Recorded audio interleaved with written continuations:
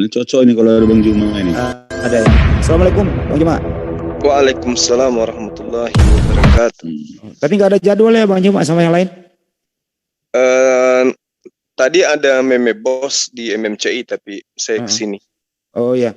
Nah ini ini topik bagus nih. Perbedaan Advent dengan yang lain Bang Juma gitu loh. Iya. Nah, Bang Juma udah tahu lah.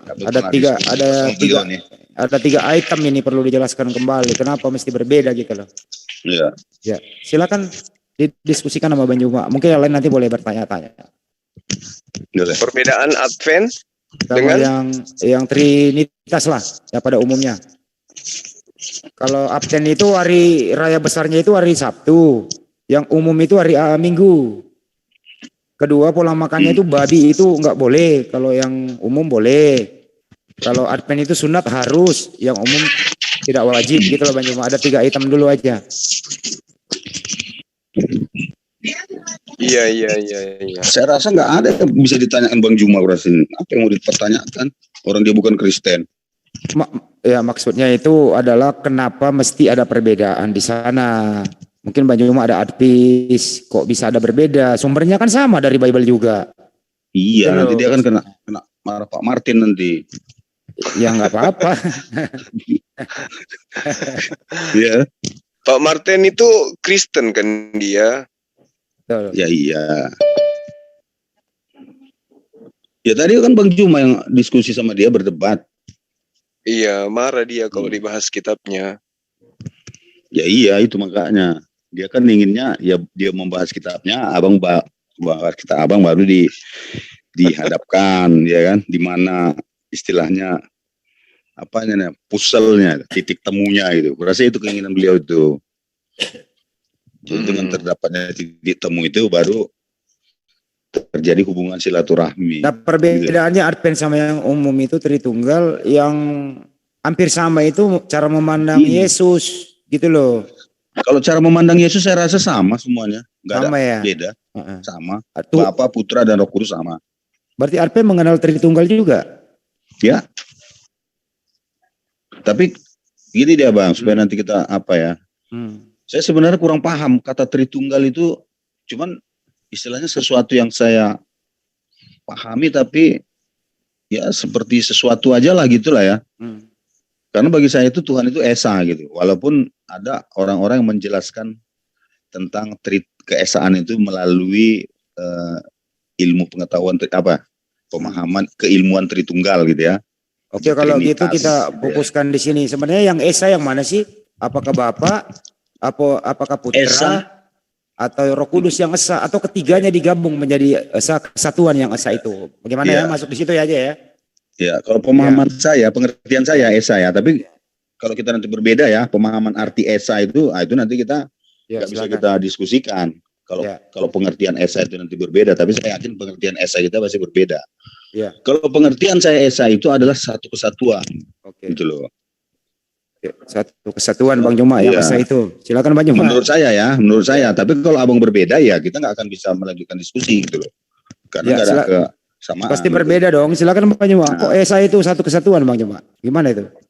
Ya. Iya, jadi kalau gini Bang, kalau kita berbeda pendapat, kita nggak akan bisa melanjutkan perbincangan gitu loh. Yang justru berbedanya harus dilanjutkan, Bro. Kalau sama mau ngapain? Mending diam-diam. Kalau kita beda ya. Abang mengatakan bahwa itu adalah buah mangga gitu. Saya bilang buah apel, kan nggak bisa lagi diperdebatkan gitu loh. Oke, kalau begitu Anda kan mengatakan Esa itu satu kesatuan. Kalau Bang Juma Esa itu masuk akal nggak sih kalau satu kesatuan yang dijadiin satu? Bang Juma silakan Bang Juma. Kalau kita jelas yang Esa itu adalah satu hakikat. Itu yang ada di dalam iman Islam. Satu hakikat itu artinya tidak ada unsur makhluk di dalamnya, tapi semata-mata Khalik, Allahus Samad. Makhluk itu mintanya ke Khalik, lam yalid wa lam yulad. Jadi tidak ada kemudian campuran anak ataupun ada unsur yang dikatakan bapak atau mama atau ibu atau tante. Nggak ada. Di kami pun nggak ada ibu, tante, nenek, nggak ada. Yang ada Bapa, Putra, dan Roh Kudus. Tapi kalau dikatakan ada abang, adik, saudara, nggak ada. Kalau ada Itu bapak itu sudah pasti ada tambah-tambahin. kakek. Enggak, itu pemahaman abang. Makanya saya bilang, saya tegaskan dari awal, yang kami pahami itu Tuhan itu adalah, Tuhan kami itu Bapa, Putra, dan Roh Kudus. Itu kan hanya penamaan ya. Sebenarnya maksudnya itu sebenarnya adalah Bapa, Firman, dan hidup. Itu sebenarnya intinya. Ya tapi kalau ehad berarti lebih daripada satu hakikat, ya itu juga kayaknya perlu diluruskan itu Bang. Bapa, Firman, Bapa, ya, Logos dan hidup itu kan satu hakikat, sehakikat.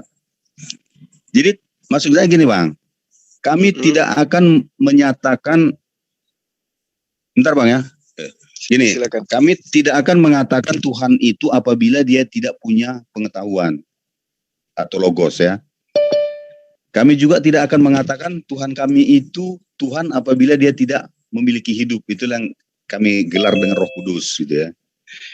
Tuhan kami juga tidak akan kami katakan Tuhan apabila dia tidak berkehendak. Itulah Bapa. Jadi ini hanya untuk mensistemkan pemahaman kami terhadap Tuhan kami gitu. Bahwa Tuhan kami itu yang berkehendak, yang berpengetahuan dan yang hidup gitu loh. Gitu Bang. Artinya kalau saya melihat sistem yang kemudian dibangun menjadi sebuah konsep itu konsepnya belakangan muncul setelah ditemukan bahwa pribadi Tuhan itu di dalam iman Kristen ada 3, maka muncullah kemudian resep ya bahwa rumusan bahwa Tuhan itu 3 pribadi satu hakikat. Karena sudah dinobatkan Yesus dan juga Roh Kudus itu sebagai Tuhan itu juga, makanya dicarikan rumusan agar dianggap sebagai satu. Ya. Padahal kalau kita selidiki satu demi satu, ya 2 unsur ini berbeda satu sama lain. Berbeda dalam tugas mungkin ya. Semuanya berbeda. Yang 2-nya makhluk, yang satunya yang Yesus itu kan makhluk Bang. Makhluknya di mana? Lah dia manusia. Menjadi manusia. Abang tahu arti menjadi manusia dalam pandangan perspektif Kristen? Iya, berarti sesuatu yang baru. Yang dikatakan menjadi itu sesuatu yang baru. Gitu loh. Bukan, Yesus itu dulu, sekarang, dan yang akan datang tidak berubah. Nah, iya. Di dalam hakikatnya ya. Makanya Yesus itu tetap aja manusia dulu, sekarang maupun yang akan datang. Iya, memang manusia. Nah itu dia makanya aku bilang makhluk. Iya. Nah karena kami itu diciptakan segambar dengan Tuhan kami. Artinya manusia itu apa Bang?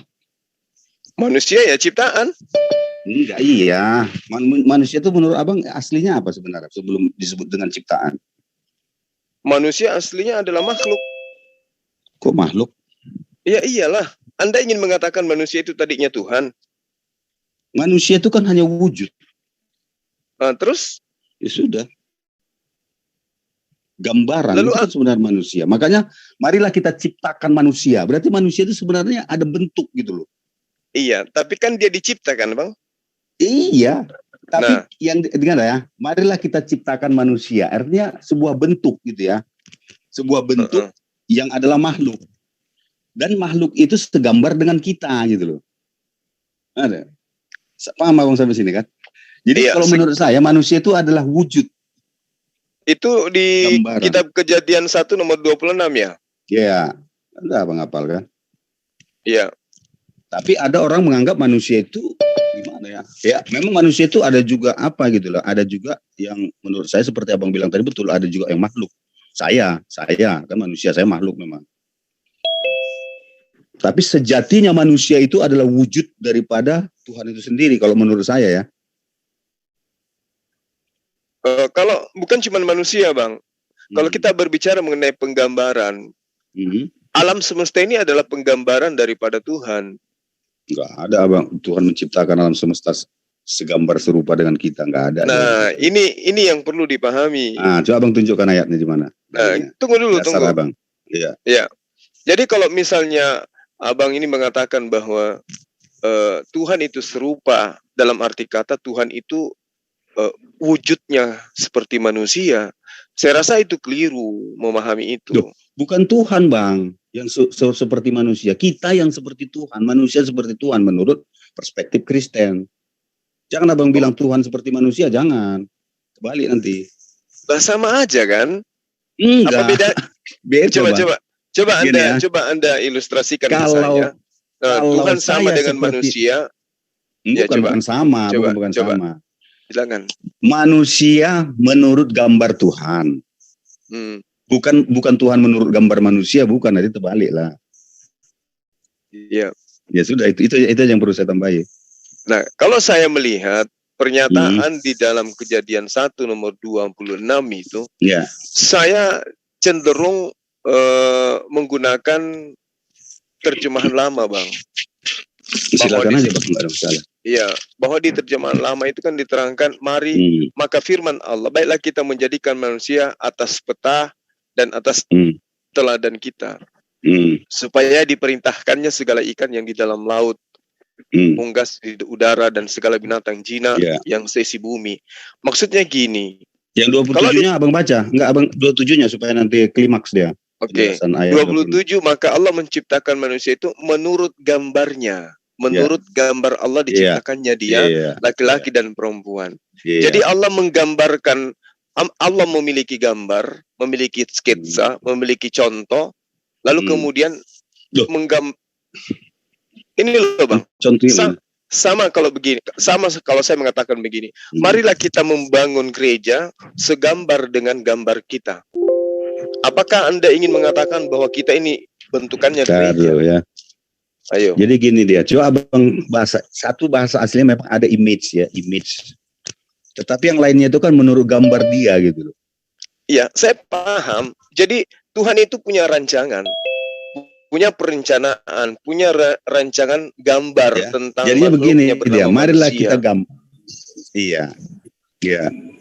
Udah jelaskan. Jadi enggak gini, kan saya yang harus menjelaskan. Silakan. Jadi Tuhan merencanakan sebuah gambar manusia, bentuk manusia itu menurut gambar dia gitu loh. Iya. Jadi berdasarkan Tuhan punya gambar, image-nya, dia menggambar manusia menurut gambaran dia gitu. Itu kalau pemahaman kami. Ya, kalau saya melihat sehingga gambaran yang dinyatakan, Bang. Makanya gambaran yang dibuatnya itu, jadi sehingga kami tidak akan bertanya-tanya, kami sebenarnya mirip Tuhan nggak, gitu kan? Makanya di 2000 tahun yang lalu Tuhan itu sendiri datang ke dunia menggunakan gambaran yang digambarkannya kepada manusia itu dengan kelahiran sebagai manusia, gitu loh. Gitu aja, Bang, penjelasannya. Jadi kalau saya sih merujuk kepada pengertian daripada original teksnya, bahwa yang dimaksud di sini penggambaran Tuhan akan ciptaannya. Jadi Tuhan menggambar, setelah ada gambarannya, diciptakanlah manusia serupa dengan gambar yang dibuatnya. Bukan berarti gambarannya kan dirinya sendiri. Jadi sama seperti tukang lemari. Dia membuat gambar berupa lemari. Nah, lalu kemudian dia membuat lemari serupa dengan gambar yang dibuatnya. Bukan berarti tukang lemari membuat lemari mirip dengan manusianya yang bikin. Itu datanya, Bang. Makanya dikatakan di dalam kitab Abang itu tidak serupa dengan apapun. Itu diterangkan sendiri oleh Yesus, Bang. Di dalam Yohanes 7 nomor 28. Coba Anda lihat. Oke. Yohanes 7 28 ya. Silakan. Apa di situ tuliskan? Nih saya baca. Coba. Waktu Yesus mengajar di bait Tuhan, ia berseru, memang kamu kenal dan kamu tahu dari mana asalku. Namun aku datang bukan atas kehendakku sendiri, tetapi aku diutus oleh Dia yang benar dan yang tidak kamu kenal. Apa masalahnya di sini, Pak? Ya, maksudnya kalau digambarkan dari kejadian itu gambaran Tuhan, bahwa gambaran Tuhan itu sama seperti manusia, berarti apa yang digambarkan Yesus di sini itu tidak sesuai dengan apa yang diartikan. Ini kan masalah kenal mengenal, bukan masalah gambar menggambar. Iya, betul. Berarti kan Abang kan tadi mengatakan satu hakikatnya Sekarang gini manusia. Bang, gini Iya ya. kan? Gini. Berarti Gini. kalau hakikatnya manusia, Enggak, dengar tepatlah dulu. Yesus itu sebagai Tuhan Enggak. itu sendiri. Tapi Enggak. pasalnya Yesus mengatakan kamu tidak mengenal dia. Abang salah memahaminya. Saya memang tidak mengenal tidak mengenal adiknya Jokowi umpamanya. Tapi saya tahu gambarannya seperti manusia, tapi saya tidak kenal dia gitu loh. Sekarang begini. Jadi maksudnya begitu Bang ini. Jangan abang tafsirkan sesuatu itu di lain konteks gitu loh. Baik, mungkin saya tidak keliru. Kenal itu artinya kan bukan nggak paham bagaimana bentuknya. Baik, mungkin saya keliru. Tapi sekarang gini, saya tanya sama Abang. Yang berbicara di sini bahwa dia dikenal siapa? Maksudnya? Yang mengenal bahwa memang aku kamu kenal. Siapa yang berbicara begitu, Bang? Yesus. Berarti Yesus dikenal kan? Ya. Lalu siapa yang tidak dikenal? Bapa. Nah, berarti sama enggak Yesus dengan Bapa? Kalau dibilang sama, dibilang tidak, iya, tapi sehakikat gitu loh. Artinya gini aja lah Bang, supaya jelasnya ya. Iya, silakan. Cuman ini nanti agak menyimpang sedikit ya, tapi oke lah kita paksakan sebuah analogi gitu ya. Tangan, orang ada mengenal tangan, tapi dia belum pernah melihat kepala saya, kan bisa gitu kan. Tetapi kepala saya dan tangan saya kan saya kan. Ya, terus? Itu benar analogi yang ingin saya paksakan gitu loh. Jadi ada seseorang yang mengenal Yesus yang ada Sang Logos, tapi dia ada juga orang yang tidak mengenal Bapa gitu loh. Karena mereka tidak pernah melihat Bapa. Bahkan sebenarnya kalau menurut saya Bang ya, tidak ada juga orang yang pernah melihat Yesus. Keilahiannya ya. Tetapi fisik kemanusiaan yang digunakannya selama di dunia itu saja yang dilihat orang gitu loh. Nah, hakikatnya sama enggak itu? Hakikat gimana? Antara Yesus dan esensi yang tak terlihat itu sama enggak hakikatnya? Berbicara hakikat, tentu kita berbicara tentang sejatinya ya. Iya. Yesus dan Bapa itu adalah satu kesatuan sejak permulaan dan seterusnya dan sampai selama-lamanya gitu ya. Itu informasi dari mana? Ya informasi dari sinilah, dari Alkitab. Apa yang Bapak punya, aku punya. Ya sama dengan anak saya kalau dia mengatakan kalau dengan kata itu Bang, anak saya juga saya baru-baru ini beli kendaraan. Anak saya juga mengaku itu adalah miliknya. Tapi apakah saya dengan anak saya itu satu? Abang punya tai lalat nggak di punggung? Di punggung, di pipi yang ada. Oh, di pipi. Anak abang ada tai lalat di pipi? Enggak ada. Abang bisa baca Al-Quran berapa banyak ayat-ayat Al-Quran yang sudah abang hafal? Ya lumayan banyak. Mana kira-kira anak abang sebegitu juga hafalnya atau lebih? Enggak. Ya sudah, berarti ada sesuatu mereka yang lebih hebat sama. karena mereka memang sudah, berarti apa yang abang punya belum tentu dipunyai anak ya. Iya. Ya, karena tapi kalau Yesus katanya jelas, apa yang Bapak punya aku punya gitu. Ya udah kalau begitu. Segala sesuatunya. Kalau begitu, kalau itu yang abang jadikan acuan, ya. Pada sisi Allah itu punya kemaha kehendakan. Ya. Dia maha berkehendak. Yesus gimana? Punya enggak? Tentu berkehendak juga dia. Karena gini Bang ya, dengar gini. Aku tidak bisa berbuat apa-apa atas diriku sendiri, melainkan Dia yang mengutus aku. Artinya kehendaknya adalah kehendak Bapa. Loh, terus diri sendiri siapa? Ya iya. Artinya begini Bang, setiap apapun yang dilakukan Yesus, ya iyalah. Artinya kehendak yang dilakukan Yesus adalah kehendak Bapa itu sendiri. Makanya Dia berkata, apa yang Bapa punya, aku punya. Nah, sekarang gini, kalau misalnya apa yang Bapak punya, Yesus punya, Bapak punya pengetahuan tentang kiamat. Yesus gimana? Ya tentu tahu lah. Tapi datanya Yesus sendiri mengatakan. Abang mau menunjukkan ayat Matius 24 ayat 36. Iya. Itu anak itu bukan maksudnya Yesus. Saya juga anak disebut. Astagfirullahaladzim. Tuh, kok astagfirullahaladzim. Jadi siapa yang disebut anak di sini? Saya. Ya kalau Yesus bukan anak. Dia anak Elohim, anak manusia, itu gelarnya. Jadi gini Bang ya, gini ya. Yesus mulai sudah aneh berkata, di sini, mulai aneh di sini. Bukan mulai aneh. Abang ini yang nggak paham. Kalau Yesus sudah berkata ya, apa yang Bapa punya aku punya, artinya apapun pengetahuan Bapa dia punya juga pengetahuan itu. Masa lalu kita katakan, loh kok Yesus nggak tahu tentang kiamat? Berarti ini kan ada sebuah yang kontradiksi. Oleh karena itu saya akan meluruskan ini supaya tidak ada kontradiksi. Berarti kata anak dalam Matius 24 ayat 36 yang abang maksud itu, huios ya, huios itu saya gitu loh. Dan orang-orang Kristen yang lain yang percaya kepada Yesus disebut anak. Paham sampai sini, Bang? Ini perlu saya jelaskan sama Bang. Iya.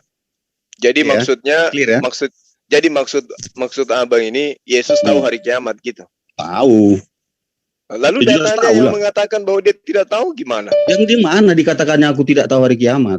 Lah itu kan dikatakan anak nggak tahu hari kiamat. Anak itu kan sudah saya bilang, Pak. Saya, huios itu saya. Loh, salah satunya. Itu hanya A besar loh. A besar itu kata ganti Yesus loh. Bang, iya. Masalah A besar itu kan dalam bahasa Ibrani nggak ada huruf besar, Bang. A. Itu hanya orang terjemahannya saya. Coba Abang kok apa bahasa aslinya, bahasa Yunani ada huruf besar nggak? Enggak, huruf besar itu, Bang, huruf biasa. Nah, Yesus mengatakan, aku datang bukan atas kehendakku sendiri. Ya iyalah, karena dia dan Bapa itu satu. Kan yang berkehendak kan Bapa. Contohnya gini, Bang ya. Gimana? Supaya jelas gini aja. Abang punya pengetahuan nggak? Iya, Abang punya pengetahuan. Abang punya kekuatan nggak? Punya ya. Oke ya, punya pengetahuan dan punya kekuatan. Yang menggerakkan tangan Abang itu siapa? Tangan Abang sendiri yang bergerak atau Abang yang menggerakkan tangan Abang? Ya sama lah, saya sendiri yang menggerakkan. Ya sudah, Yesus itu pun seperti itu. Seperti gimana? Bagian dari diri Bapa itu yang menggerakkan itu ya Bapa itu sendiri gitu. Lah, tetapi dia dan Bapa adalah satu hakikat. Abang coba kita kerucutkan satu masalah dulu. Jangan kita kemana-mana. Iya, silakan Anda yang sudah paham, tolong pahamkan ke saya. Ya, ini saya pahamkan. Oke, Yesus dengan dirinya sendiri mengaku. Ya. Dalam Yohanes 5 nomor 30. Ayat 30 ya. Aku tidak dapat berbuat apa-apa dari diriku sendiri. Coba Anda, saudara saya, terangkan kepada saya. Aku di sini Bapak. Bukan, Yesus. Oke. Aku di sini adalah bukan Bapak, tapi Yesus. Ya. Berarti yang tidak dapat berbuat apa-apa di sini siapa? Di tangan. Kok tangan? Ya iya, makanya saya analogikan, walaupun ini dipaksakan saya maksud supaya nanti kita agak jelas memahaminya. Kita anggaplah Yesus itu adalah tangan ya, tangan. Kok Tuhan dianalogikan begitu? Makanya saya bilang, Bang, saya analogikan paksa ini supaya nanti istilahnya saya sederhanakan untuk memahaminya gitu loh. Tangan saya kan, benar kan? Iya. Tangan saya ini adalah saya ya. Artinya kalau ditanya tangan ini, Bang, tangan saya ini ditanya, kalau dia bisa berbicara, nanti mungkin di hari ke pengadilan pasti tangan sendiri bisa berbicara ya. Bahwa tangan ini akan berkata, aku tidak bisa berbuat apa-apa atas diriku sendiri, melainkan ya Pak Ginting itu yang menggerakkan supaya aku bisa bergerak kayak gitu loh. Oh, jadi analogi apa yang ingin Anda bangun?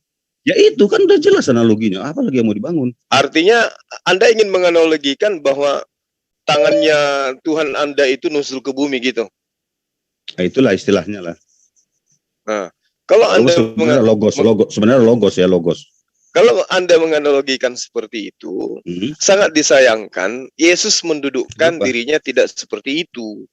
Di mana Bang tulis? Abang nanti salah baca. Ini loh Bang. Saya masih di Yohanes 5 ini. Kata-kata anak saja Abang nggak ngerti. Ini. Yang mana lagi yang Yohanes 5 nomor 30 ini yang kan sudah saya jelaskan, Bang. Anda menganalogikan yang tidak sesuai dengan fakta gitu loh. Bang, saya bilang kekuatan. Lucu Anda ini. Kok lucu? Abang yang lucu. Loh, Yesus sendiri mengatakan aku tidak dapat berbuat apa-apa dari diriku sendiri. Kan sudah saya jelaskan, Bang. Lalu Anda mengatakan, loh, enggak bisa kayak begitu dong. Loh, kok enggak bisa? Nah, sekarang boleh dong saya Anda anggap sebagai Tuhan. Tenang Bang, santai aja Bang, santai. Saya nggak suka kalau orang suka nipu-nipu Bang, nggak suka saya. Nggak suka. Bang, udah sesat santai. Nipu lagi. Alah, ini bahasa Bang sudah panik ini, mengatakan orang nipu, bukan panik. Anda itu kekanak-kanakan, memberikan analogi tangan. Nah sekarang begini, Bang, sekarang begini, saudara Ginting. Bahasa kekanak-kanakan. Anda kekanak-kanakan pastinya. Anda diam dulu, Anda kelihatan akal-akalan gitu loh. Emosi abang membahas ini. Tentang iman akal-akalan.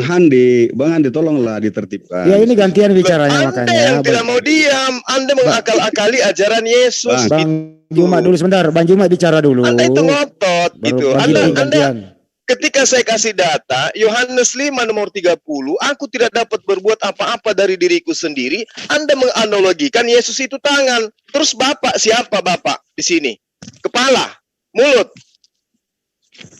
Ayo, coba beranalogi. Kalau tangan adalah Yesus, lalu kepala adalah Bapak, kakinya Bapak siapa Anda analogikan?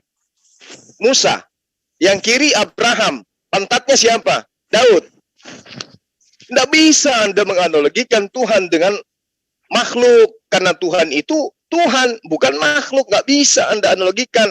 Bahkan Tuhan mengatakan, hendak dengan siapa kau samakan aku sehingga aku sama. Jadi tidak boleh dianalogikan begitu. Kita bukan anak kecil, Anda gurui dengan metode, dengan analogi kayak begitu. Yesus mengaku, aku tidak dapat berbuat apa-apa dari diriku sendiri. Ku di sini siapa? Anda katakan Yesus. Nah, Bapak bisa nggak bisa berbuat apa-apa dari dirinya? Tidak. Berarti Yesus bukan Bapak. Kan gitu sederhananya. Kalau Anda mengatakan, dia kan tangan. Kalau begitu, tukul juga Anda bisa tuhankan. Kenapa tukul tidak bisa berbuat? Panjangan muter-muter aja. Tolong singkat aja lah. Nah, sekarang saya tanya sama abang ini. Kalau tangan adalah Yesus, kakinya Anda siapa? Ayo kita beranalogi. Oke ya, gini. Ya. Saya kan sudah tadi bilang memaksakan sebuah analogi supaya saya bisa menjelaskan bahwa tangan itu saya analogikan tangan ya. Sebenarnya bukan itu sebenarnya intinya. Sudah saya katakan ya, bahwa Yesus itu adalah sang logos, pengetahuan. Oke, akan saya jelaskan ya. Pengetahuan kita tidak akan bisa berbuat apa-apa kalau tidak kita sendiri yang mengendalikannya. Itu sudah jelas ya. Tetapi pengetahuan kita itu adalah kita gitu loh. Tidak mungkin kita mengatakan pengetahuan itu bukan kita. Kenapa? Karena kalau kita tidak punya pengetahuan, berarti kita tidak ada gitu loh. Tidak ada artinya, tidak ada gunanya. Ya kan? Nah, makanya saya bilang bahwa Yesus itu memang bukan Bapa, tetapi dia adalah sang logos daripada Bapa itu sendiri. Kok ini nggak bisa Abang pahami? Contohnya ya. Ya, coba kalau Abang mengatakan dari tadi seperti itu ya, itu sudah rasional. Yesus bukan Bapa, kan gitu. Nah sekarang kalau misalnya Yesus bukan Bapa, lalu kemana kemudian iman Anda yang mengatakan Yesus itu adalah Tuhan itu juga? Bang, kan sudah saya bilang, seluruh kedirian Bapa itu adalah Tuhan. Tangannya, kakinya, pikirannya, itu saya sembah. Tidak mungkin saya abaikan salah satu sel dari diri Tuhan itu pun istilahnya ya. Tidak akan mungkin saya abaikan dan saya tidak katakan Tuhan. Jadi maksudnya Abang ini semua yang berasal dari dari Tuhan itu adalah Tuhan itu. Dengar dulu lah. Segala kedirian Tuhan adalah Tuhan. Loh, kok kedirian Tuhan? Maksudnya Yesus itu diri Tuhan. Iya, kedirian. Abang tahu lah. Nah, itu dia makanya aku tanya. Kalau tangan itu adalah Tuhan, berarti Tuhan Anda tidak tahu berbuat apa-apa dari dirinya sendiri. Ayo. Kok diulang-ulang? Kan sudah ya, saya bilang Anda tadi. Mengatakan ya? Anda mentuhankan diri Tuhan dan diri Tuhan itu adalah Yesus, sementara Yesus adalah diri Tuhan yang tidak tahu, yang tidak bisa berbuat apa-apa dari dirinya sendiri. Gimana tuh? Oke ya, Abang berarti sudah membaca ayat Yohanes 5:30 itu nggak nyambung. Sudah dikatakan Yesus, aku tidak bisa berbuat apa-apa dari diriku sendiri, melainkan Dia yang mengutus aku. Artinya apa? Ketika Yesus melakukan segala sesuatu, itu adalah Bapa yang melakukan di dalam dirinya. Kurang jelas lagi apa sih? Nah, berarti Bapa yang nggak tahu apa-apa. Lu kok nggak tahu apa? Sang logos yang tidak tahu apa-apa. Tetapi Bapa itu sendiri tahu dan menyatakannya di dalam sang logosnya. Nah, kenapa Anda harus menyembah logos? Kenapa nggak nyembah yang maha tahu? Sang logos itu kan kedirian yang maha tahu. Nah, Yesus sendiri tidak bisa berbuat apa-apa dari dirinya sendiri. Gimana ceritanya? Saya sudah katakan ya, saya sudah beri contoh Bang. Ya, saya sudah beri contoh sangat sederhana. Saya rasa ya, kami di gereja sangat ngerti lah masalahnya ini. Saya sudah buat sebuah analogi pemaksaan. Sebenarnya kan sudah saya bilang tidak, tapi ini untuk supaya abang itu ngerti. Tangan saya adalah saya, tetapi tangan saya tidak akan bisa berbuat apa-apa kalau tidak saya yang melakukannya terhadap tangan saya gitu loh. Masa sampai ini abang dijelaskan berulang-ulang nggak paham juga? Tangan Pak Ginting pernah misah nggak sama badan Pak Ginting? Nah, kan sudah lari ke sana contohnya. Ini yang saya katakan. Ini kan analogi Anda. Anda yang membangun analogi yang tidak rasional. Orang bikin analogi itu yang rasional. Saya sudah berikan contoh loh. Jangan bilang tangan saya berpisah. Ini kan jadi lain cerita. Masalahnya Yesus dan Bapak berpisah. Yang makanya saya katakan siapa, Bang? Loh, lucu Anda ini. Ya abang yang lucu. Abang nggak tahu Tuhan Maha Besar. Justru saya tahu Tuhan itu Maha Besar, makanya nggak mungkin jadi kecil kayak Yesus. Ayo. Berat. Gini Bang ya. Aduh. Ya, tapi abang memang bagus lah. Ini pertanyaan bagus ini. Gini. Tuhan itu meskipun dia jadi kecil dalam pandangan manusia, dia tetap Maha Besar. Dia melingkupi.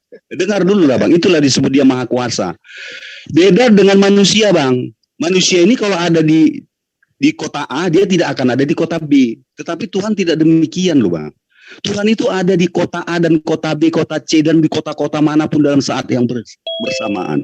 Bagaimana kita memahaminya? Inilah yang pemahaman rasional yang abang maksud tadi itu. Masa abang nggak percaya bahwa Tuhan bisa ada di mana-mana dalam waktu yang bersamaan? Saya percaya kemahakuasaan Allah itu meliputi segala sesuatu. Nah, Yesus meliputi segala sesuatu enggak Yesus? Ya sudah jelas, ya sudah pasti. Oh, Anda ini lucu, aku bilang dari tadi. Abang yang lucu, abang nggak ngerti. Aku tidak dapat berbuat apa-apa dari diriku sendiri. Anda selalu mengatakan Maha Kuasa. Gimana ceritanya? Kan sudah saya jelaskan, Yesus itu Sang Logos. Sang Logos itu siapa yang mengajarkan Anda bahwa Yesus itu Sang Logos? Duh. Abang nggak baca itu di Yohanes 1 ayat 1? Nah, itu kesaksian Yesus. Yohanes kan? Ya iyalah. Nah, sekarang kesaksian mana yang lebih dipercaya? Kesaksian Yesus atau kesaksian siapa? Yohanes. Ya tentu kesaksian Yohanes juga dipercaya karena itu dia menyaksikan kesaksian Yesus. Mana yang lebih penting yang mana? Kalau abang ingin menjawab yang lebih penting saat ini, tentu kesaksian Yohanes karena melalui dialah saya mengenal Yesus. Oh, berarti emang abang bisa percaya kepada Allah tanpa melalui Muhammad? Ya, kok larinya ke situ? Ya iya, makanya saya buatkan sebuah contoh apel to apelnya supaya pertanyaan abang itu terjawab secara singkat. Abang ini lucu loh. Anda mengatakan, abang mengatakan bahasa sederhana kok abang susah memahaminya? Lucu, saya katakan lucu. Kenapa? Abang lucu mengatakan Anda lebih percaya kesaksian Yohanes daripada kesaksian Yesus. Ya, kan karena lucu itu. Tetapi kan itu mesti koma. Mengapa saya lebih percaya Yohanes? Karena Yohanes menceritakan tentang Yesus. Nah, bagaimana? Kenapa Anda tidak lebih percaya kepada Yesus yang menerangkan tentang dirinya sendiri? Kenapa Anda percaya kepada orang? Loh, buktinya abang sendiri membaca kesaksian Yohanes. Lah, ini ada pengakuan Yesus sendiri di dalam Yohanes 5 nomor 36. Oke. Kesaksian yang abang baca itu tulisan siapa? Tulisan Yohanes. Nah, berarti abang lebih dulu percaya Yohanes kan? Baru Yesus kan? Nah, sekarang makanya saya bilang Bang, abang itu lucu, nggak ngerti tentang Anda yang lucu gitu loh. Sekarang saya tanya sama Anda, yang dituliskan Yohanes itu perkataan Yesus atau perkataan wayang? Loh, jangan ke wayang dulu, Bang. Nah, saya tanya sama Anda. Ini Anda percaya tulisan Yohanes atau tidak? Ayo. Bentar dulu, saya mau minum dulu sebentar Bang, santai aja. Abang minum dulu, santai aja dulu. Itu saya catat ya. Saya catat bahwa kesaksian Yohanes Anda lebih percayai daripada kesaksian Yesus itu sendiri. Lebih dulu saya percayai kesaksian Yohanes sehingga saya mengenal Yesus. Jelas ya? Oke. Nah, kedudukan yang saya tanyakan tadi, mana lebih penting kesaksian Yesus daripada kesaksian Yohanes? Apa yang Anda jawab? Lebih penting kesaksian Yohanes. Iya kan? Lebih dulu saya kesaksian Yohanes kan saya bilang tadi itu. Ya, lebih dulu saya meyakini kesaksian Yohanes sehingga saya memahami kesaksian Yesus gitu ya. Nah, mana lebih penting kesaksian Yohanes atau kesaksian Yesus? Setelah saya sampai masuk ke dalam kesaksian Yohanes, Maka di situ saya akan melakukan sebuah keyakinan bahwa saya tentu percaya kepada Yesus, gitu ya. Tetapi urutannya kan jelas. Jadi abang harus bisa membedakan antara urutan dengan keimanan, gitu loh. Itu kan yang saya tanya, Pak Bang. Lain itu jangan bicara dulu. Yang penting, yang lebih penting kesaksian Yohanes atau kesaksian Yesus, mana yang lebih penting? Bang, itu pertanyaan saya. Ini sebenarnya pertanyaan gini, Bang, ya. Nanti kalau saya tanya abang mana abang lebih percaya antara Allah dan Muhammad, kan bingung juga abang menjawab. Ya saya percaya dua-duanya lah. Dua-duanya, ya sudah kalau itu dua-duanya juga saya jawab. Nah, sekarang begini. Jangan panik dulu, jangan panik lanjut. Cara lanjut. Kanak-kanakan dari tadi. Lanjut, Bang. Kita di sini bukan kanak-kanak, Bang. Kita sudah sama-sama dewasa. Iya, karena Anda panik duluan soalnya. Bukan, abang yang panik sehingga mengatakan saudara kanak, lucu Ginting, dan lain sebagainya. Saya nggak pernah mengatakan abang apa gitu ya. Ginting asumsi ini ya. Tetapi aku memiliki santai aja, Bang. Tetapi aku memiliki suatu kesaksian yang lebih penting dari kesaksian Yohanes. Berarti kesaksian Yohanes seperti yang Anda terangkan tadi itu gugur. Gimana? Ya. Nah, ini lebih penting kesaksiannya Yesus. Ya, kesaksian Yesus itu gimana ya? Abang tadi sudah ditanya, dijawab udah sama. Lalu sekarang maksud abang sebenarnya apa sih, pertanyaan saya jadi aneh, saya berpikir-pikir ini. Anda sekarang mendudukkan Yesus itu menjadi Tuhan itu sendiri dengan berbagai analogi yang tidak rasional Anda ungkapkan untuk mendudukkan Yesus itu sebagai Tuhan berdasarkan kesaksian daripada Yohanes. Anggaplah itu adalah Yohanes. Nah sekarang ternyata itu diruntuhkan semuanya oleh Yesus berdasarkan kesaksian Yesus terhadap dirinya sendiri. Coba. Enggak, bentar. Yang diruntuhkan di mana? Di mana? Yang diruntuhkan di mana maksudnya? Nah, apa diruntuhkan? Di mana duduk? Coba abang sebutkan dulu. Satu saja perkataan. Dengar Bang Jum sebentar ya. Coba abang tunjukkan satu ayat saja di mana Yesus berkata, "Aku bukan Tuhan dan jangan sembah aku." Silakan. Oh, ini dia. Ini yang saya katakan kepada Anda. Yohanes 5 nomor 36 ini. Coba bacakan. Silakan. Yaitu segala pekerjaan yang diserahkan Bapa kepadaku. Itu bukti. Mana ada katanya situ aku bukan Tuhan? Mana kalimatnya? Ini bukan Tuhan. Buktinya dia diserahkan pekerjaan. Ayo, saya tanya sekarang, kalimatnya mana Yesus mengatakan dia bukan Tuhan? Lah, ini bukti dia bukan Tuhan. Dia yang menerima pekerjaan. Bang, saya tanya, mana kata Yesus dia bukan Tuhan? Silakan tunjukkan. Lah, Anda ini lucu. Ini Anda ini lucu loh. Abang sendiri tadi mengatakan Yesus mengatakan dirinya bukan Tuhan. Makanya saya tanya mana perkataan Yesus mengatakan dirinya bukan Tuhan. Silakan. Kalau Yesus sudah mengatakan dirinya utusan, artinya dia bukan Tuhan. Lucu dia ini, Bang. Bang, jangan biarkan saya dulu, Bang Andi, biar. Anda ini lucu ya. Bukan lucu, abang yang lucu. Abang berkata sekarang begini, tidak bisa membuktikan apa-apapun. Oh, saya bisa dengan sederhana. Cuman Anda tidak mau diam. Mulut Anda itu kayak perempuan. Anda nggak bisa diam kalau ditanya. Dari Anda tadi minta. Cuma kau dari tadi. Ini lagi datang lagi satu manusia batu.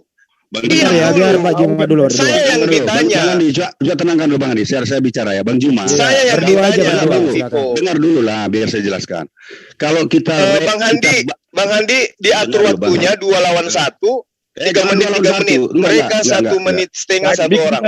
Juma. Saya diskusi dengan Anda, bikin tamernya. Nah, kalian berdua, saya sendiri. Saya lagi mau dialog dengan Saudara Ginting. Saya lebih suka dia karena asumsinya lucu unik. Oke Pak Pipo, mohon standby dulu. Pak Pipo ya, biar Mas Ginting dulu kelarkan sama Bang Juma. Dan kedua juga adalah Mas Ginting gantian bicaranya. Ya, silakan Mas Ginting dulu bicara. Anda minta dalil di mana Yesus mengaku bukan Tuhan. Sebentar dulu, biar saya jawab ya. Dengar ya. Kalau kita urut ke belakang, kita bisa nanti mempresentasikan siapa sih yang lebih sering bicara, saya atau Bang Juma? Kan saya posisinya lagi ditanya ini. Saya kan ditanya. Kereta api. Yang ditanyakan saya. Loh, Anda tanya saya dalilnya mana Yesus mengaku bukan Tuhan. Iya kan? Betul. Jadi Bang Juma menjawab. Silakan Bang Juma juga. Silakan. Iya, saya tunjuk tunjukkan. Satu aja dulu saya kasih kepada Anda. Sebenarnya data yang tadi Yohanes 5 nomor 30 itu sudah bukti dan 36 itu sudah bukti. Tapi supaya Anda lebih mudah untuk memahami, saya kasih di dalam Yohanes 17 nomor 3. Ya. Hidup kekal itu adalah mereka mengenal Engkau satu-satunya Tuhan yang benar. Sekarang satu-satunya Tuhan yang benar itu siapa menurut Yesus? Silakan, Bro Ginting. Kok enggak ada saya dengar perkataan Yesus, aku bukan Tuhan? Loh, satu-satunya Tuhan hanya Bapa. Berarti selain Bapa bukan Tuhan, saudara. Gimana? Ada berapa Tuhan menurut Yesus? 1 atau 2? 1. Siapa satu-satunya itu? Bapak. Nah, Yesus di mana dia? Tuhan di mana? Utusan. Di laut. Utusan. Dia utusan. Itu bukti. Makanya aku bilang jangan cuma pakai nama asumsi, tapi asumsinya tidak rasional. Ya, orang yang kuat berasumsi itu adalah orang yang kuat menganalogikan sesuatu dan masuk akal. Itu loh, Bang. Ya, oke. Silakan, Oke, Bro Ginting ya. dibantah. Ya, saya singkat saja jawabnya. Dari awal sudah saya bilang bahwa Yesus adalah Sang Logos. Sang Logos itu ada di dalam diri Bapa itu. Artinya, kalau satu-satunya Bapa itu adalah Tuhan, berarti Sang Logos yang ada di dalam diri Bapa itu juga adalah Tuhan. Selesai. Yang memaksakan Yesus Logos dalam diri Tuhan itu siapa? Yesus. Kan sudah, Yohanes 1 ayat 1 kan sudah ada, Bang. Aduh, Nah, kesaksian Yohanes itu tidak kalah penting daripada kesaksian Yesus bahwa dia adalah utusan. Ya lanjut. Udah waktunya. Bang, begini Iya, ya. silakan. Oke, ya, Silakan. gini. Sepertinya Abang tidak bisa membedakan mana kata sifat, mana kata kerja. Justru Ya, Anda yang tidak bisa membedakan mana Bang. utusan, mana pengutus. Dengar dulu. Ayo. Ya, dengar dulu. Yesus itu Tuhan itu kata sifat. Utusan itu kata kerja. Jadi Tuhan yang melakukan pekerjaan. Kok bingung Mas sampai sini? Jadi maksud Contohnya gini, Anda, contohnya jadi gini maksud ya. Anda Tuhan senior mengutus Contoh Tuhan enggak. junior gitu. Lu kan kok junior sendiri. Kan udah saya bilang. Karena Dengar Anda dulu. memaksakan Yesus Dengar yang lah, kan makhluk saya mau ini menjelaskan menjadi kok Tuhan Anda juga. menyimpulkan. Bang, Abang nggak usah menyimpulkan dulu, biar saya jelaskan. Iya, silakan. Kan sudah saya bilang bahwa Yesus itu adalah Sang Logos Bapa itu sendiri. Berartinya artinya dia sehakikat dengan Bapa gitu loh. Artinya Dari mana kalau Anda Bapak- mengatakan Yesus hakikat Bang, dengan Abang nggak usah Bapa? motong-motong. Dari tadi Abang saya perhatikan seperti itu. Abang bicara kan saya diam. Ya karena semua yang Anda bicarakan itu tidak ada yang Bukan, benar. Bang. Masalah menurut Karena Abang aja. tidak benar, itu urusan saya, bukan urusan Abang. Kalau Abang nggak percaya silakan, cuman biarkan kesempatan saya menjelaskan. Kalau Ya, Abang mau silakan. terima atau enggak, itu terserah Abang loh. Ya, Cuman saya silakan. kan menjelaskan keimanan saya, kok Abang yang menyimpulkan gitu kan aneh. Makanya kalau nanti Abang bilang lucu saya, siapa yang lucu, biarlah netizen yang Ya, tahu. gitu. langsung ke poinnya, Bang. Ya. Saya bilang tadi ya, kan saya sudah jelaskan dari awal ya, bahwa kami punya kitab suci. Ya kan? Yang namanya Alkitab, di dalamnya ada perjanjian baru yang disebut dengan Injil. Di dalam Injil itu sudah dijelaskan bahwa Yesus itu adalah Sang Logos. Sang Logos itu ada di dalam diri Bapa itu sendiri. Berarti ya, yang berada dalam diri Bapa dan kedirian Bapa itu adalah Tuhan gitu loh. Jadi apalagi masalahnya? Selesai. Cuman mau bilang gitu. Ya. Nah, kalau kemudian Anda mengatakan Yesus itu adalah Logos dan Logos itu ada di dalam diri Tuhan. Faktanya Yesus ada di dalam dunia. Ya. Sudah. Ya sudah. Oke ya, gini Bang ya. Hmm. Kan kita sudah sepakat bahwa Tuhan itu maha besar, maha Iya. meliputi segala sesuatu. Iya, Jadi terus kalaupun kita berbicara tentang Tuhan ada di dalam rahim, sesungguhnya dia juga ada di seluruh semesta raya ini. Hanya ada dalam sebuah peristiwa, sebuah nubuatan, di mana Tuhan itu ingin menyatakan bahwa dia bisa bersama-sama dengan manusia gitu loh. Oleh karena dia masuk ke dalam diri manusia, ke dalam inkarnasi. Tetapi walaupun Tuhan di dalam inkarnasi, karena dia itu maha hadir, sesungguhnya dia ada di segala semesta raya ini. Bagaimana menjelaskannya itu? Saya pun susah gitu. kan Yesus Itu, Bang. yang harus menjelaskan dirinya, bukan Anda Iya, kan. Bang. Iya. Nah, apa yang Yesus terangkan tentang dirinya yang berkesesuaian dengan apa yang Abang ini barusan ucapkan? Coba tunjukkan di mana Yesus mengaku seperti itu. Apanya? Anda mengasumsikan Yesus itu adalah Tuhan itu sendiri karena Tuhan itu Maha Ya, iya. Kuasa. Ya, Nah iya. sekarang mana perkataan Yesus yang seirama dengan bahasa Anda? Ya kan semua seirama, Bang. Mana yang mana pernyataan Nggak, Yesus yang seirama? Yang nggak seiramanya di mana? Jelas tidak seirama. Yesus mengatakan dirinya bukan Tuhan, yang tadi satu-satunya Tuhan adalah Engkau. Gimana sih? Bang, kan sudah saya bilang, kalau Bapak itu Tuhan, berarti Yesus Sang Logos itu juga Tuhan. Masa Anda memisahkan antara Logos dengan Tuhan?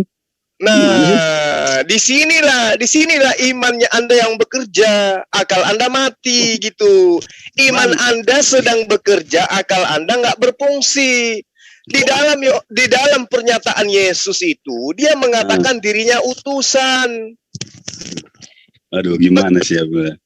Ya coba Bagaimana kembali ke kemudian Anda mengatakan Bola Yesus itu balik sudah Bapa, saja. sementara Yesus itu utusan? Yesus Bang. mengaku utusan Tuhan. Ya udah, saya nggak usah diulang-ulang lagi. Kalau pertanyaan sudah saya jawab ya. ya coba Kan kembali sudah ke Karena Anda Yohanes. mengulang-ulang kesalahan yang Maksudnya sama. Gini, kalau abang bilang untuk Yesus itu utusan, bolak-balik Yesus itu utusan, Lah bolak-balik memang Yesus itu utusan. Kenapa Anda Maksud saya memaksakan begini. dia adalah Bapak? yang bilang, wah, saya Ayo. tidak pernah mengatakan Yesus itu adalah Bapa. Ini bagaimana Tapi sih, Anda abang ini? menyembunyikan identitasnya dengan kata logos kan? Bang, kan sudah saya bilang, Yesus itu adalah Sang Logos dari diri Bapa itu sendiri. Ya, Bang. udah. Sang Logos itu diutus Nah, oleh Bapa. oh, Udah coba jelas. Itu coba dengar Anda dulu lah. analogikan ke saya. Bantu saya memahami apa yang ada pada diri seseorang. Ini analogi saya minta. Yang bisa diutus keluar dari dirinya. Coba. Oke, tontonnya saya ya. Ya, Ketika coba. saya menjulurkan tangan saya memetik mangga, yang memetik mangga itu siapa? Tangan saya atau saya? Iya, tangan Anda betul. Ya, Nah, tangan terus? saya itu saya atau bukan? Ya Anda. Ya sudah. Nah, terus Ya sudah, selesai apa lagi? jadi maksud Anda Tuhan menjulurkan dirinya masuk ke rahim manusia gitu. Mengutus. Enggak Iya. begini.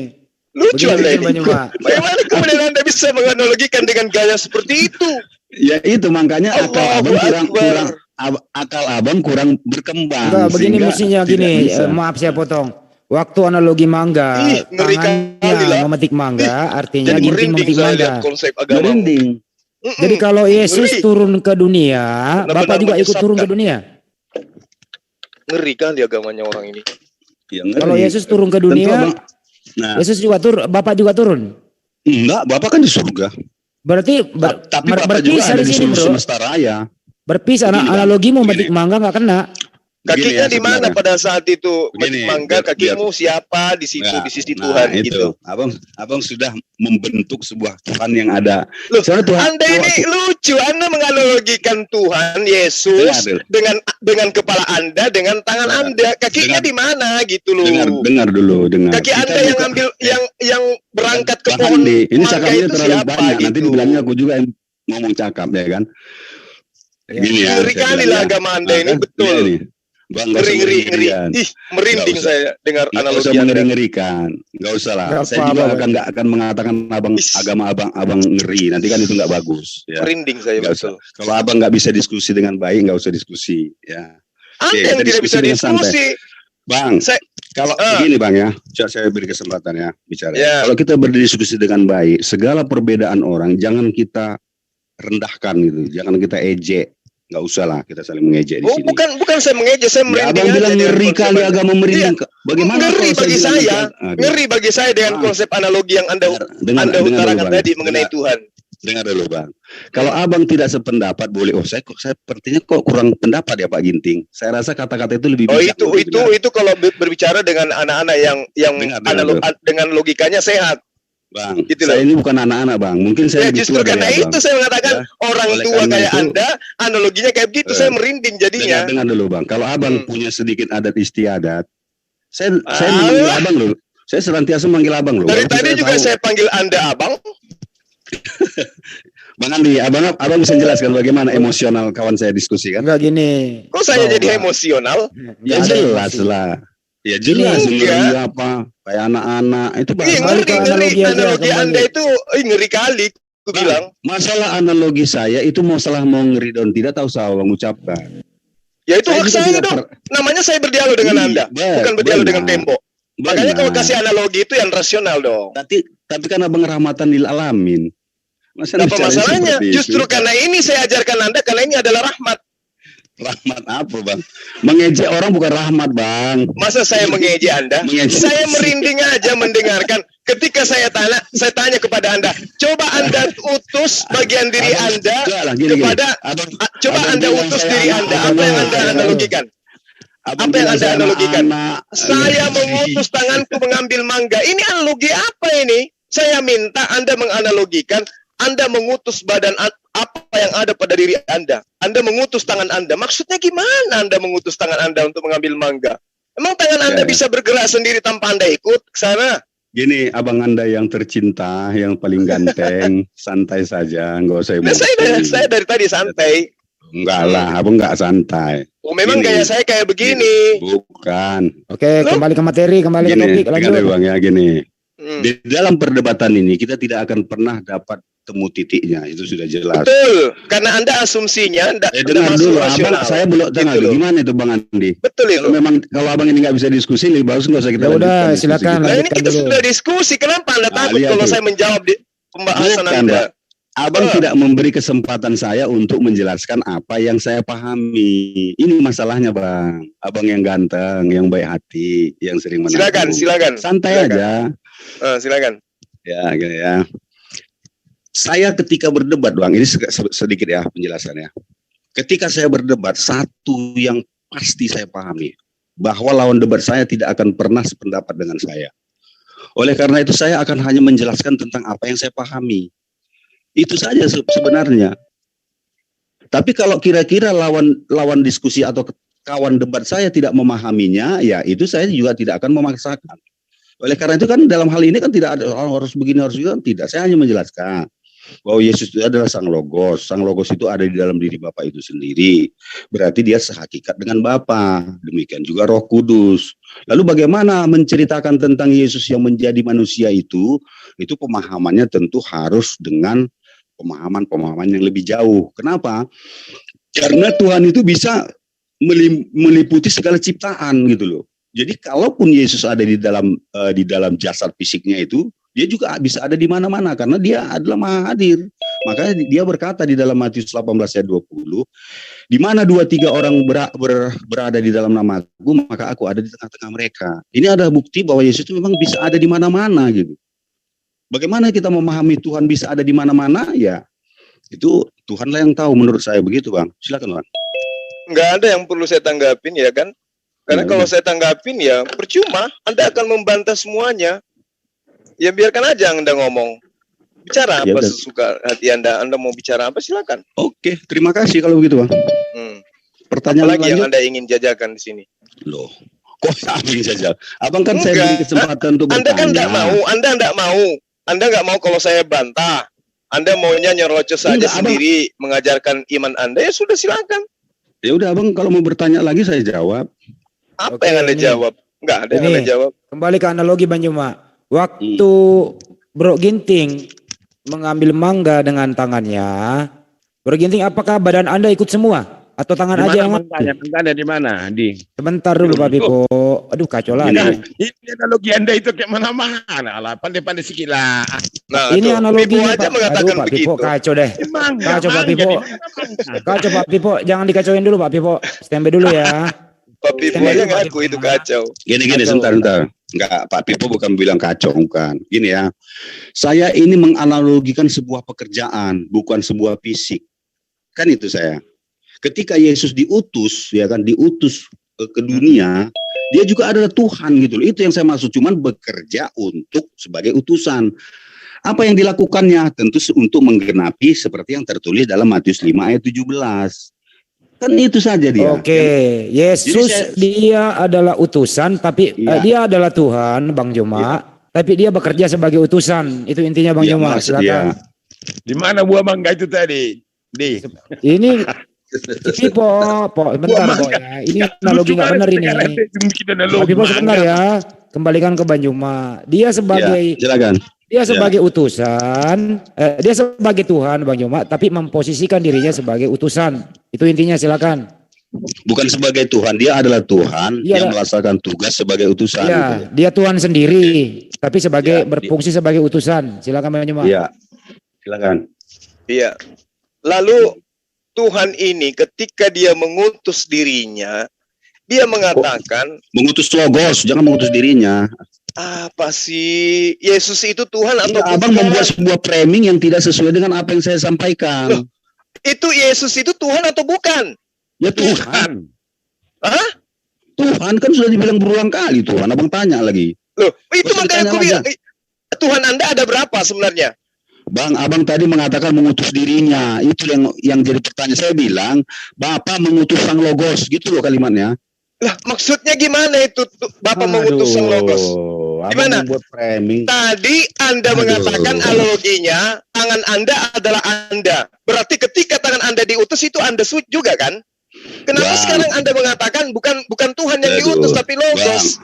Abang dengar ya. Saya menganalogikan tangan itu bukan tentang fisik, tapi tentang pekerjaan. Jadi tolonglah diperhatikan yang benar. Oke. Jadi bukan masalah fisik, tapi mengenai pekerjaan. Iya kan utusan dan pekerjaan, bukan fisik. Oke. Nah, sekarang kalau pekerjaan Yesus itu dia kerjakan ke hadapan Bani Israel, itu untuk membuktikan dirinya sebagai Tuhan atau utusan Tuhan. Bani Israel di mana itu Bani Israel? Apa? Israel aja kok. Sebentar, aduh. Bukan kembali Batak lo diutus Yesus itu, Pak. Sebentar dulu, Pipo, biar saya jelas. Nanti nggak terjawab saya ini pertanyaan. Itu apa? Aduh. Sebentar, Po. Jangan diganggu dulu lah. Pengertian Israel apa? Sebentar, Pak Pipo. Sabar dulu ya, silakan. Ya. Kan sudah saya bilang, Bang, antara Tuhan dan utusan itu dua hal yang berbeda. Kok abang tanya sebagai Tuhan atau sebagai utusan? Saya bilang Tuhan yang diutus. Nah, berarti yang diutus ini Tuhan juga kan? Ya iya. Nah, itu dia. Makanya saya katakan Tuhan yang diutus. Ya iya kan udah saya sampaikan. Itu dia. Terus kenapa Anda protes ketika saya mengatakan Tuhan mengutus dirinya? Yang saya sampaikan kan itu tadi, Tuhan diutus. Iya. Terus kenapa Anda protes ketika saya mengatakan Tuhan mengutus dirinya? Bang, yang Tuhan yang ini yang mana maksud Abang? Tuhan yang mana ini? Emang Tuhan Anda ada berapa? Enggak, saya tanya, enggak, sebentar dulu. Abang bilang Tuhan mengutus dirinya. Maksud Abang apa kalimat ini? Loh, bukannya logos itu adalah Tuhan itu sendiri? Di mana ayatnya dikatakan Tuhan mengutus dirinya? Di mana ayatnya juga? Logos itu memang Tuhan. Tetapi Bapa mengutus logos. Jangan Abang bilang Tuhan mengutus dirinya. Berarti Tuhan mengutus Tuhan, kan gitu? Enggak, seakan gini Bang. Abang ingin mengatakan bahwa Yesus mengutus dirinya gitu loh kalimatnya. Coba Abang cermati bahasa Abang itu. Berarti kan kalau Tuhan katakan, mengutus dirinya. Tuhan mengutus Tuhan. Kalau Abang katakan Tuhan mengutus dirinya, itu berarti asumsi orang nanti mengatakan bahwa Yesus mengutus dirinya. Padahal tidak. Tapi kalau Abang bilangkan Tuhan mengutus Tuhan, oke, saya bisa terima. Tuhan mengutus Tuhan aja Bang Joma. Tuhan mengutus Tuhan. Udah. Istilah Tuhan Bapa mengutus Tuhan Yesus. Jadi Tuhan mengutus Tuhan. Ya, Tuhan Bapa mengutus Tuhan Yesus. Selesai. Berarti ada dua Tuhan. Banyak, enggak dua, enggak tiga, enggak empat, banyak. Oh, jama. Banyak. Tuhan itu jama. Tuhan itu jama. Oh, iya ya, sama jama. Dengan agama Hindu ya. Agama Hindu, Buddha, Tuhannya saya banyak. Jama. Tuhan iya, saya jama. Tuhannya banyak. Jadi benarlah ketika saya katakan agama Anda politeisme ya kan? Banyak Tuhan. Bang. Benar enggak? Jama itu bukan poli, Bang. Loh, tadi Anda mengatakan ada Tuhan Bapa, Tuhan Anak. Iya, kemudian saya katakan ada berapa Tuhan, Anda katakan banyak, berarti Anda ini politeisme. Mengimani banyak Tuhan. Dengar dulu ya. Biar saya jelaskan politeisme yang Abang maksud ya. Politeisme itu adalah memahami Tuhan yang berbeda-beda. Ya. Nah, sama. Apa bedanya dengan Anda? Dengar dulu Bang, dengar ya. Kalau politeisme itu ada Tuhan A, Tuhan B, Tuhan C. Tetapi Tuhan A, Tuhan B, dan Tuhan C ini bersumber dari hal-hal yang berbeda. Itu politeisme. Tetapi Tuhan saya Esa. Kenapa saya sebut Esa? Tetapi dia jamak. Kenapa saya sebutkan begitu? Karena dia Elohim, bukan Eloh. Saya rasa abang tahu arti kata Elohim ya. Kenapa saya katakan dia Esa? Karena dia ada Bapa, Logos, dan hidup. Dan ketiganya ini, nah ini kadang-kadang bahasa Indonesia susah ini. Dan yang semuanya, jangan kita bilang ketiganya, nanti ketiganya akhirnya jadi bilangan. Dan semuanya ini adalah satu kesatuan, Esa gitu loh. Jadi beda ya antara politeisme dengan keesaan Tuhan saya. Paham sampai ya. Berarti di antara pada diri Tuhan Anda itu yang Esa itu ada sisi kelemahan, gitu ya? Kelemahan apa? Saya bilang di mana ada kelemahan? Abang terus langsung framing. Yesus punya kelemahan atau tidak menurut abang? Enggak. Hah? Tidak. Aku tidak dapat berbuat apa-apa dari diri sendiri. Bang, kan sudah saya bilang, saya jelaskan Bang, Logos itu tidak bisa berbuat apa-apa melainkan hanya Bapa karena. Nah, kelemahan enggak bagi Yesus itu? Bukan. Di mana ya nih, baik. Itu bukan satu kesatuan, itu menunjukkan satu kesatuan. Iya, makanya aku tanya sama abang, Yesus itu adalah Esa dengan Bapa. Nah sekarang Yesus ini tidak bisa berbuat apa-apa dari dirinya sendiri. Berarti Tuhan yang Esa yang ada pada diri saudara itu ada sisi di mana dia tidak dapat berbuat apa-apa dari dirinya sendiri ketika dia menjadi Yesus. Oke ya, saya jelaskan Bang ya. Oke, saya jawab ya. Nah, silakan. Ada satu hal yang harus abang pahami supaya jangan nanti menjadi sebuah kontradiksi. Karena begini ya, kalau pemahaman kami, ayat-ayat itu harus berkesinambungan. Contohnya, ketika Yesus berkata, apa yang Bapa miliki adalah aku miliki, itu artinya bahwa Yesus juga sehakikat dengan Bapa. Ketika Yesus mengatakan, aku tidak dapat berbuat apa-apa dari diriku sendiri, melainkan Dia yang mengutus aku. Artinya ini, jangan kita benturkan sehingga nanti akan berbenturan dengan perkataan Yesus yang mengatakan, apa yang Bapa punya, aku punya. Ayat yang abang maksudkan, yang Yohanes 5 ayat 30 itu ada yang menyatakan kepada manusia, bahwa aku dan Bapa itu satu gitu loh. Jadi segala sesuatu yang kulakukan itu memang Bapa ada di dalam diriku. Artinya segala sesuatu yang dilakukan Yesus itu adalah yang dilakukan Bapa, karena Bapa dan Yesus itu adalah sehakikat. Esa. Berarti kalau Bapa dan Yesus itu satu hakikat, aku tidak dapat berbuat apa-apa dari diriku, berarti hakikatnya Yesus yang tidak bisa berbuat apa-apa dari dirinya. Gimana sih abang ini? Giliran Yesus tidak bisa berbuat apa-apa dari dirinya, abang bilang itu adalah sisi manusianya. Giliran enggak. Saya nggak ada bicara kemanusiaannya tadi. Justru itu saya minta. Dari sisi apanya Yesus tidak dapat berbuat apa-apa?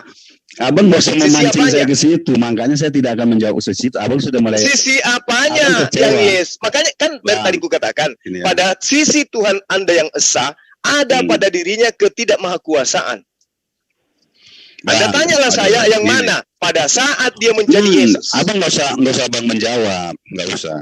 Saya yang menjawab. Oke, terangkan kepada saya yang tidak dapat berbuat apa-apa dari dirinya sendiri itu Tuhan atau siapa? Silakan. Bang. Ayat 25 kau baca dulu ayat 25. Ini sudah ada ayatnya kok lari pula ke 25. Sebentar dulu saya bilang ya. Itu satu. Pak Pipo, sabar dulu Pak Pipo.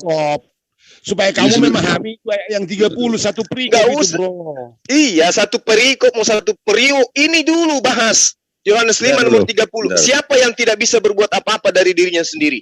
Bang, kan sudah saya jelaskan ya. Perkataan Yesus yang mengatakan agar orang-orang mengetahui bahwa segala yang dilakukan Yesus itu adalah Bapa yang melakukannya di dalam dirinya. Nah, karena Yesus hanya bisa melakukan segala sesuatu berdasarkan kehendak Bapa. Karena Bapa lah yang berkehendak. Yesus tidak bisa berbuat apa-apa kalau tidak berkehendaknya oleh Bapa gitu loh. Nah, jadi apalagi kurang jelasnya? Yang tidak bisa berbuat apa-apa ini siapa? Loh, kan saya bilang, Mbak, dia tidak akan melakukan apa-apapun dan tidak berbuat apa-apa. Kenapa Anda tidak mau jujur? Siapa oknum? Siapa oknum yang tidak bisa berbuat apa-apa ini? Siapa? Sang Logos. Berarti Sang Logosnya Tuhan Anda itu tidak dapat berbuat apa-apa dari dirinya. Ayo. Karena yang bekerja di dalam dirinya adalah Bapa.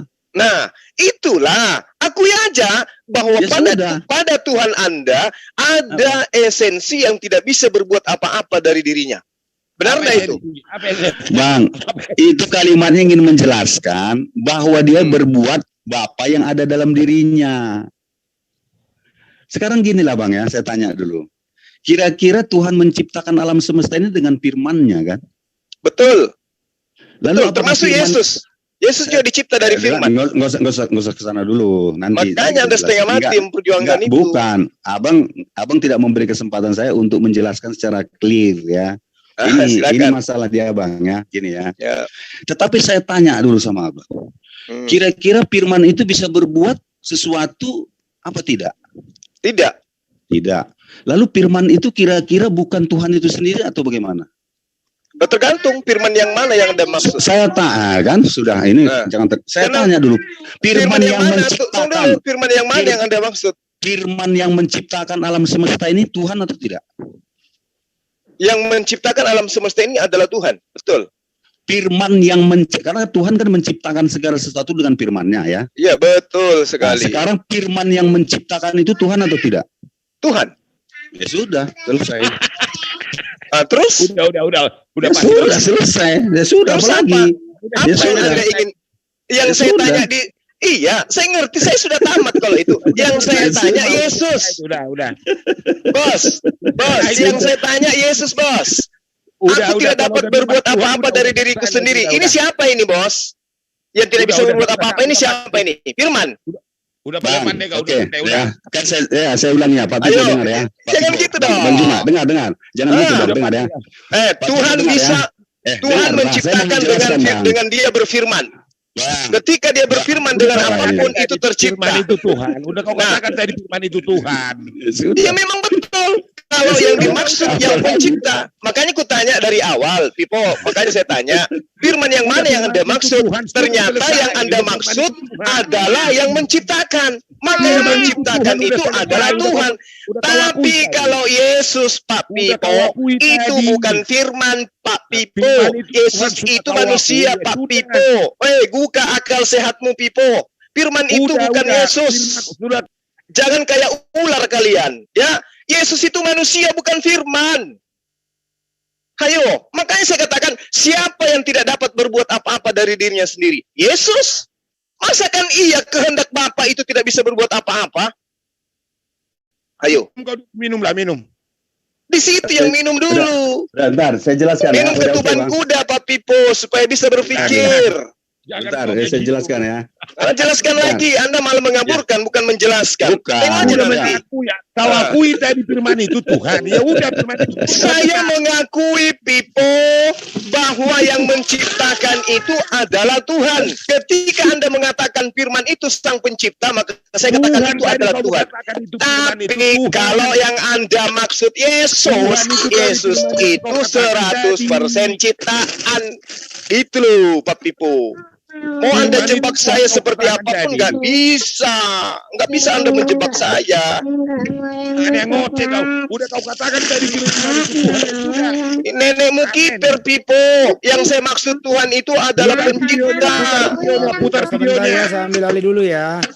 Ini giliran Pak Ginting dulu sama Bang Juma, Pak Pipo. Sebentar ya, saya mute dulu semua yang lain ya. Ini giliran Bang Juma sama Pak Ginting dulu. Ya, biar nggak kredit. Lanjut. Dibuka mute-nya Bang Juma, Bang Ginting, silakan. Oke, ya gini ya. Tadi kan saya tanya, tadi sebenarnya sederhana, singkat saja saya bertanya, nggak panjang lebar lama-lama. Saya tanya, Bang Juma, Tuhan menciptakan segala sesuatu dengan firman-Nya. Iya. Betul. Ya, nggak usah dipotong lah dulu, Bang. Nanti abang sela-sela. Diam dulu lah. Ya, Bang Pipo juga dengarkan dulu, tahan emosi. Ya, lalu saya bilang, bisakah firman berbuat sesuatu tanpa kehendak Tuhan? Tidak. Berarti firman itu hanya bisa melakukan segala sesuatu atas kehendak Tuhan. Lalu firman yang menciptakan itu Tuhan atau tidak? Tuhan, kata Bang. Ya sudah selesai kan? Gak ada Amin. Iya. Firman yang menciptakan itu adalah Tuhan, memang betul. Sekarang begini, saya tanya kalian berdua. Yesus itu tercipta, ada, jangan tercipta. Yesus itu ada seketika tanpa firman atau gimana? Kata-katamu tadi mengakui firman itu Tuhan, sudah, amin. Betul, Pipo, betul. Tuhan itu memiliki sifat disebut kalam, yaitu kehendak berbicara yang ada pada dirinya. Sehingga ketika dia ingin mencipta, dia kudu mengawalinya dengan berkehendak, dengan berfirman. Kamu akui tadi firman itu Tuhan, ya sudah selesai. Kok jadi Pak Pipo? Si Pak Pipo yang mau gantiin Pak Ginting dulu nih. Maaf, saya harus katakan kamu bahlul. Yesus itu bukan firman, makanya saya tanya samamu, Pipo, dengarkan, otak kepalamu aja yang gede, tapi nggak berfungsi. Saya tanya samamu, sebelum Yesus nuzul ke bumi, apakah dia awali dengan firman atau tidak? Jawab. Udah silakan. Jawab aja. Enggak, udah sama Susun. Bro Ginting. Silakan Bro Ginting. Pipo mah nggak suka ikut campur gitu loh, kacau jadinya. Ya itu makanya. Ya, silakan. Sekarang kan sudah oke ya. Saya jadi bingung. Soalnya Bang Juma terlalu bersemangat, berapi-api suaranya. Oh iya dong, saya nggak mau pendengar itu tertipu dengan kelincahan lidah kalian. Nggak mau saya. Bang begini Bang ya. Silakan. Gini, ketika saya berdiskusi, saya tidak berpikiran bahwa... Aduh, nggak usah lebay. Saya tanya sama Anda, sebelum Yesus nuzul ke muka bumi menjadi manusia, apakah dia awali oleh firman Tuhan atau tidak? Ya, silakan. Yang maksudnya Yesus ke dunia? Ya. Ya, Yesus ke dunia kan melaksanakan tugas, diutus oleh Bapa. Bukan. Sebelum Yesus itu ada di muka bumi ini menjadi manusia, diawali oleh firman atau bukan? Atau tidak? Firman itu Tuhan kamu katakan tadi, Juma. Udahlah itu. Kenapa Pipo lagi yang ngomong sih? Biar Pak Pipo. Ini juga jangan masukin Pipo dulu ya. Saya cabut semua nanti co-host kalau masukin lagi nih. Aduh, kacau nih. Silakan ini. Bang Pipo sabar aja dulu Bang Pipo. Nanti gini aja Bang apa? Gini dia Bang Andi. Kira-kira bagaimana kalau kita beri kesempatan Bang Pipo menjawab? Soalnya udah selesai. Silakan berdua lanjut biar nggak kredit. Enggak, ketika nanti aku menjawab dia mencampuri, saya pun bisa blank loh. Terus terang. Ya makanya lanjut. Udah enggak lanjut. Ya. Sekarang begini, kan sudah sampai. Begini Bang Juma ya. Masalah Yesus itu firman atau tidak, itu tidak bisa, kami itu bukan berdasarkan apa yang Bang Juma sampaikan. Di dalam Alkitab sangat dijelaskan ya, bahwa Yesus itu adalah logos yang diterjemahkan sebagai firman. Gitu. Jadi itulah keyakinan kami. Tapi kalau abang bilang bahwa Yesus bukan firman, nah itu kan jadi nggak nyambung nanti perdebatan kita gitu loh. Seharusnya abang tanya, keyakinan kalian firman Yesus itu dasarnya apa? Harusnya kan begitu pertanyaannya, bukan abang sanggah. Kalau gitu menurut saya cara berdebat atau berdiskusi yang benar gitu aja Bang. Oke. Saya tahu saudara ingin menjebak saya dengan katakan firman itu pencipta, firman Tuhan menciptakan dengan firman, apakah ketika firman mencipta maka dia adalah Tuhan? Saya tahu. Makanya si Pipo itu merasa menang dia. Padahal Yesus itu bukan firman. Apa buktinya? Nah, makanya ketika saya tanya, apakah sebelum Maria hamil, ya, kronologi kejadiannya diawali dengan firman Tuhan, atau seketika itu tiba-tiba sifat Tuhan yang melekat pada diri Tuhan itu keluar, langsung menjadi manusia. Atau ada keinginan Tuhan supaya Maria hamil. Kalau ada, berarti Yesus itu sama dengan ciptaan yang lainnya. Tuhan menciptakan dengan cara berfirman. Nah sekarang pertanyaannya, apakah Yesus sebelum menjadi manusia, ada kronologis Tuhan itu berkehendak, berfirman, menginginkan seorang perawan hamil? Ayo, kita jujur di sini. Silakan. Oke, terima kasih. Sudah disilakan ya. Pertama begini Bang, kita harus sepakat lah ya bahwa di antara kita tidak ada yang tidak jujur. Itu yang pertama ya. Artinya begini, kejujuran ini maksud saya begini ya. Kejujuran ini bukan harus cerdas dan pintar, bukan. Kejujuran adalah seseorang yang menyampaikan segala sesuatunya yang dipahaminya gitu. Kecuali kalau saya ada menyembunyikan sesuatu dan tidak menyampaikannya itu kepada abang, saya tidak jujur. Kemudian yang kedua itu tadi, aduh lupa tadi gara-gara kresek-kresek tadi ya. Kedua, aduh apa tadi ya? Aduh blank lagi. Oke lah, segini ya. Saya lanjutkan lah, nanti kalau saya ingat saya Mbak. Yesus itu bukan sifat Bapa, tetapi dia anasir. Kalau saya jelaskan ini, kalau saya salah nanti cuman itulah maksud saya itu. Bagian ataupun unsur ataupun kalau abang bilang istilahnya ya hakikat Bapa itu sendiri. Sedangkan yang saya tahu sifat Tuhan itu adalah Maha Pengasih, Maha Penyayang, Penyabar, Pendendam, Pembalas, itu sifat. Tetapi logos dan hidup ini bukan sifat. Ini hakikat sejatinya Tuhan gitu. Oleh karena itu, kalau abang mengatakan apakah Yesus diawali dengan firman, Yesus itu sendiri adalah sang logos yang sudah disampaikan oleh Gabriel kepada Maria bahwa dia akan nanti dicurah oleh Roh Kudus gitu ya. Itu bagaimana pemahamannya mungkin lebih jauh ke depan. Oleh karena itu ya, Yesus sang logos itu telah menjadi manusia. Itu yang harus abang pahami. Tapi kalau abang katakan Yesus bukan firman, itu tentu tidak akan kami terima. Karena sangat dijelaskan ya di dalam Yohanes 1 ayat 1 bahwa Yesus itu pada mulanya adalah logos. Ya kan? Dan logos itulah yang menjadi manusia gitu loh di dalam Yohanes 1 ayat 14 gitu loh. Dan sang logos itulah yang menciptakan segala sesuatunya gitu. Begitu Bang penjelasan saya. Silakan. Ya, jadi kalau Anda menjelaskan seperti itu hanya satu kerancuan yang mesti diluruskan. Kalau dikatakan Yesus itu pada mulanya adalah firman, Yesus itu pada mulanya adalah kehendak. Ya kan? Firman itu, kehendak itu bersama-sama dengan Allah dan kehendak itu adalah Allah. Oke. Memang Allah itu bersatu dengan kehendaknya. Tidak ada itu kehendak memisahkan diri dengan sang empunya. Ya, sehingga yang empunya tidak lagi memiliki kehendak karena sudah menjadi esensi lain, pribadi lain. Nah, ketika saudara mengatakan firman itu telah menjadi manusia, yang benar di situ adalah firman itu telah menjadi daging. Kalau firman telah menjadi daging, berarti kita tidak bisa mengatakan bahwa hanya Yesus. Karena semua manusia juga dari daging, binatang-binatang juga dari daging. Lalu kemudian ketika dikatakan segala sesuatu tercipta oleh dia di sini adalah kembali kepada sifatnya tadi, maha berkehendak, firman. Kalau analogi Yesus saya ambil sama seperti bumi ini, maka bumi ini juga bisa Anda tuhankan. Bumi ini pada mulanya adalah firman. Apa itu? Bumi ini pada mulanya adalah kehendak. Bumi ini tercipta karena adanya diawali kehendak Tuhan. Tuhan yang maha berkehendak. Sama seperti di dalam kitab Anda. Bagaimana kemudian diceritakan pada bulan ke-6 Gabriel datang kepada Maria. Apa yang diterangkan kepada Maria? Tuhan mau engkau melahirkan seorang anak bernama Yesus. Apakah Yesus sudah ada di situ? Belum. Berarti lebih duluan firman. Maka firman kehendak Tuhan mau agar Maria yang perawat ini melahirkan seorang anak bernama Yesus. Berarti yang menjadi Yesus ini bukan firman yang menjadi Yesus, tapi kehendak Allah menginginkan supaya Maria melahirkan seorang anak. Yang menciptakan di sini siapa? Allah. Melalui apa? Firman-Nya. Apa yang diciptakan melalui firman-Nya? Yesus. Kalau Anda mengatakan bahwa Yesus itu telah menjadi manusia, apa firman-Nya Allah menjadi manusia? Faktanya Yesus masih menerima firman. Yohanes 17 nomor 8. Segala firman yang engkau berikan kepadaku telah aku sampaikan kepada mereka.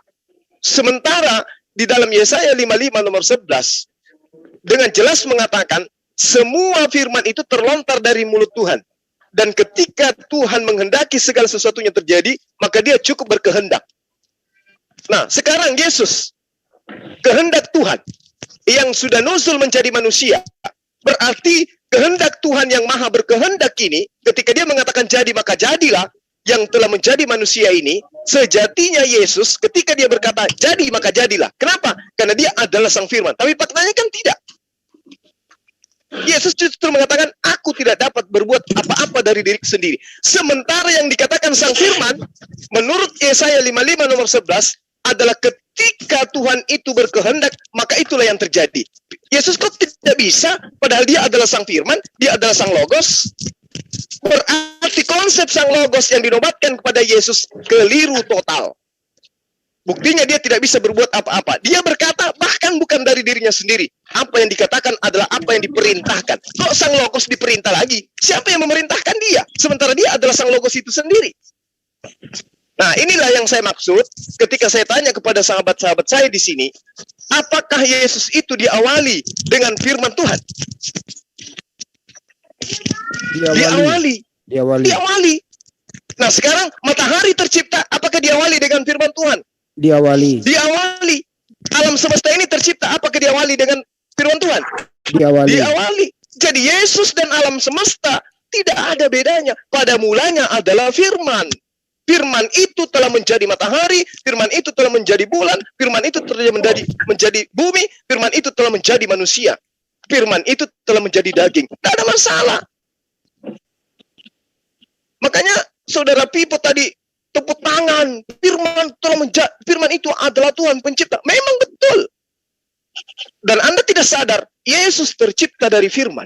Bukan firman yang unyu-unyu merubah diri menjadi Yesus. Bukan. Saya kira begitu ya. Panjang lebar kita berdialog. Ujung-ujungnya di situ juga. Oke, silakan Bro Ginting. Oke, terima kasih. Saya nggak usah panjang lebar menceritakan itu karena Bang Juman ya muter-muter itu aja, intinya sudah saya dapat. Begini, bumi bukan berasal dari firman, tapi bumi diciptakan oleh firman. Jadi beda ya, itu harus pahami. Yesus juga bukan diciptakan oleh firman karena dia itu logos. Jadi begini dia. Jadi Yohanes 1 ayat 1 itu ingin menjelaskan. Contohnya begini, orang akan bertanya, siapa sih Yesus itu? Maka Yohanes menjelaskan bahwa Yesus itu pada mulanya adalah firman atau logos saya bilangnya. Logos itu bersama-sama dengan Tuhan karena logos itu juga adalah Tuhan. Itu kan jelas ya bahwa logos itu juga adalah Tuhan, gitu ya. Jadi logos itulah yang menjadi manusia, bukan firman itu yang menjadi manusia, gitu loh. Jadi saya supaya langsung aja menjawabnya gitu ya. Jadinya kalau abang mengatakan bumi, pohon-pohon itu adalah firman, wah ini salah. Tapi bumi, pohon-pohon dan segala sesuatu itu diciptakan oleh firman. Karena kita sama tahu bahwa segala sesuatu diciptakan Tuhan oleh firman-Nya. Ya kan, dengan firman-Nya. Bukan segala sesuatu diciptakan dari firman-Nya. Beda dengan Adam. Diciptakan dari tanah. Karena dia tanah gitu loh. Ya, jadi perhatikan kata-kata diciptakan dari dan diciptakan oleh, itu harus beda ya. Nah, firman saya nggak tahu ini, apalagi saya harus silakan. Saya rasa gini aja. Udah cukup. Ya, biar jelas. Firman itu apa dan siapa yang berfirman ya? Ini saya bertanya kedua belah pihak nih. Firman artinya apa dan siapa yang berfirman? Silakan. Oke, gini ya, saya jawab Bang ya. Ya. Kalau abang pertanyakan itu, kalau berbicara tentang firman yang mana ini, logos atau rema, gitu loh kan? Karena di dalam bahasa Indonesia ini terjemahannya itu firman, logos dan rema sama-sama diterjemahkan jadi kata firman gitu loh. Ya terserah, arti firman, logos, rema apa artinya, dan siapa rema, yang berfirman, silakan. Oke, yang berfirman itu adalah Bapa dengan logosnya, ya kan? Nah, firman itu bagi saya itu adalah sabda, ucapan atau perkataan. Siapa? Atau kehendak Bapa yang disampaikan melalui logos, didengar orang, itu namanya firman menurut saya. Tetapi kalau logos adalah kehendak Bapa itu sendiri, apa kekuatan Bapa itu sendiri gitu loh. Ya, silakan giliran Banyuma, silakan Banyuma. Ya, jadi sudah sangat jelas di situ ya, bahwa ketika Yesus itu menjadi manusia, itu berasal dari kehendak. Ketika matahari menjadi matahari, itu berasal dari kehendak. Ketika bumi ini menjadi bumi, itu berasal dari kehendak. Kalau kemudian Anda mengatakan membedakan antara logos dengan rema, ya silakan aja. Tapi pada faktanya, Yesus itu masih menerima daripada firman dari Tuhan.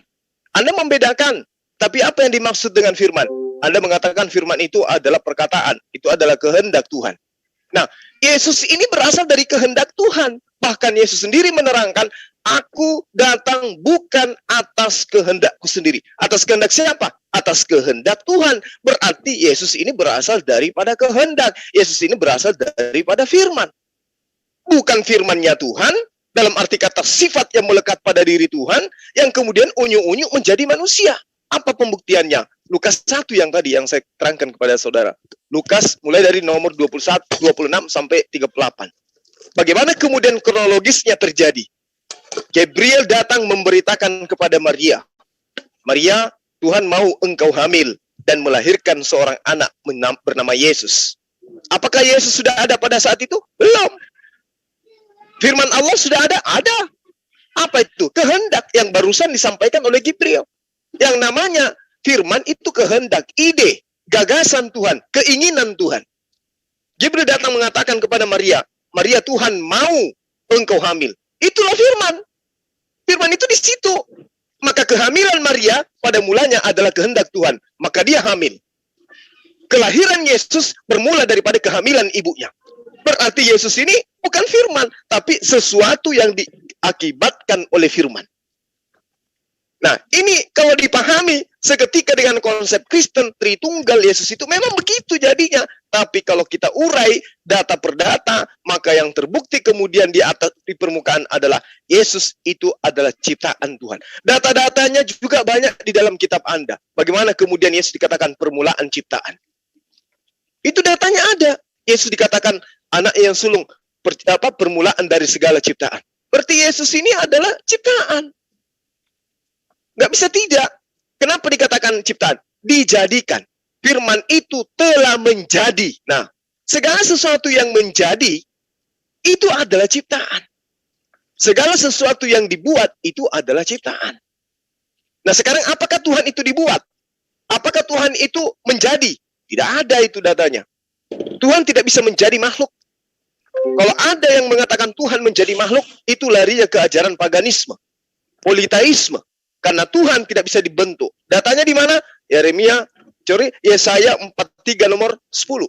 Engkaulah saksiku, tidak ada Tuhan yang dibentuk sebelum aku, dan tidak ada Tuhan yang dibentuk setelah aku. Berarti Tuhan tidak bisa dibentuk. Nah, lalu kemudian, kalau kita lebih jauh, Matius 2 nomor 13, Yusuf menerima firman. Zakaria 1 nomor 14, Zakaria menerima firman. Kisah Rasul 7 nomor 38, Musa menerima firman. Lalu kemudian Ibrani 2 nomor 2, firman dikatakan sebagai perantara antara Tuhan dengan manusia. 2 Samuel 4 nomor 16, Tuhan berfirman kepada manusia, kepada makhluk. Yohanes 3 nomor 34, siapa yang diutus Tuhan, dialah yang menyampaikan firman. Gabriel diutus Tuhan untuk menyampaikan firman. Lukas 1 nomor 19. Jadi yang dikatakan firman itu adalah kehendak. Kehendak Tuhan yang diantarkan oleh malaikat kepada manusia. Maria, Tuhan mau engkau hamil. Hamil dia. Karena Tuhan yang maha berkehendak. Kembali kepada Yesaya 55 nomor 11. Ketika aku berkehendak, aku cukup berfirman. Dan firmanku itu tidak kembali kepadaku dengan sia-sia sebelum apa yang kukehendaki itu terjadi. Gabriel datang. Maria, kamu akan hamil. Maria meskipun menolak, tetap aja akan hamil. Kenapa? Karena Tuhan yang menghendaki. Buah daripada firman itu adalah ciptaan. Dialah Yesus. Makanya dia dikatakan sebagai anak manusia. Makanya ketika dia mengatakan, aku tidak dapat berbuat apa-apa dari diri sendiri. Kenapa? Karena dia ciptaan. Tuhan tidak begitu. Tuhan itu maha kuasa katanya. Berarti dia mampu kemudian untuk melakukan apa saja. Ketika sahabat mengatakan, Tuhan kami itu hakikatnya adalah sama. Siapa yang tidak bisa berkata-kata dari dirinya sendiri di situ?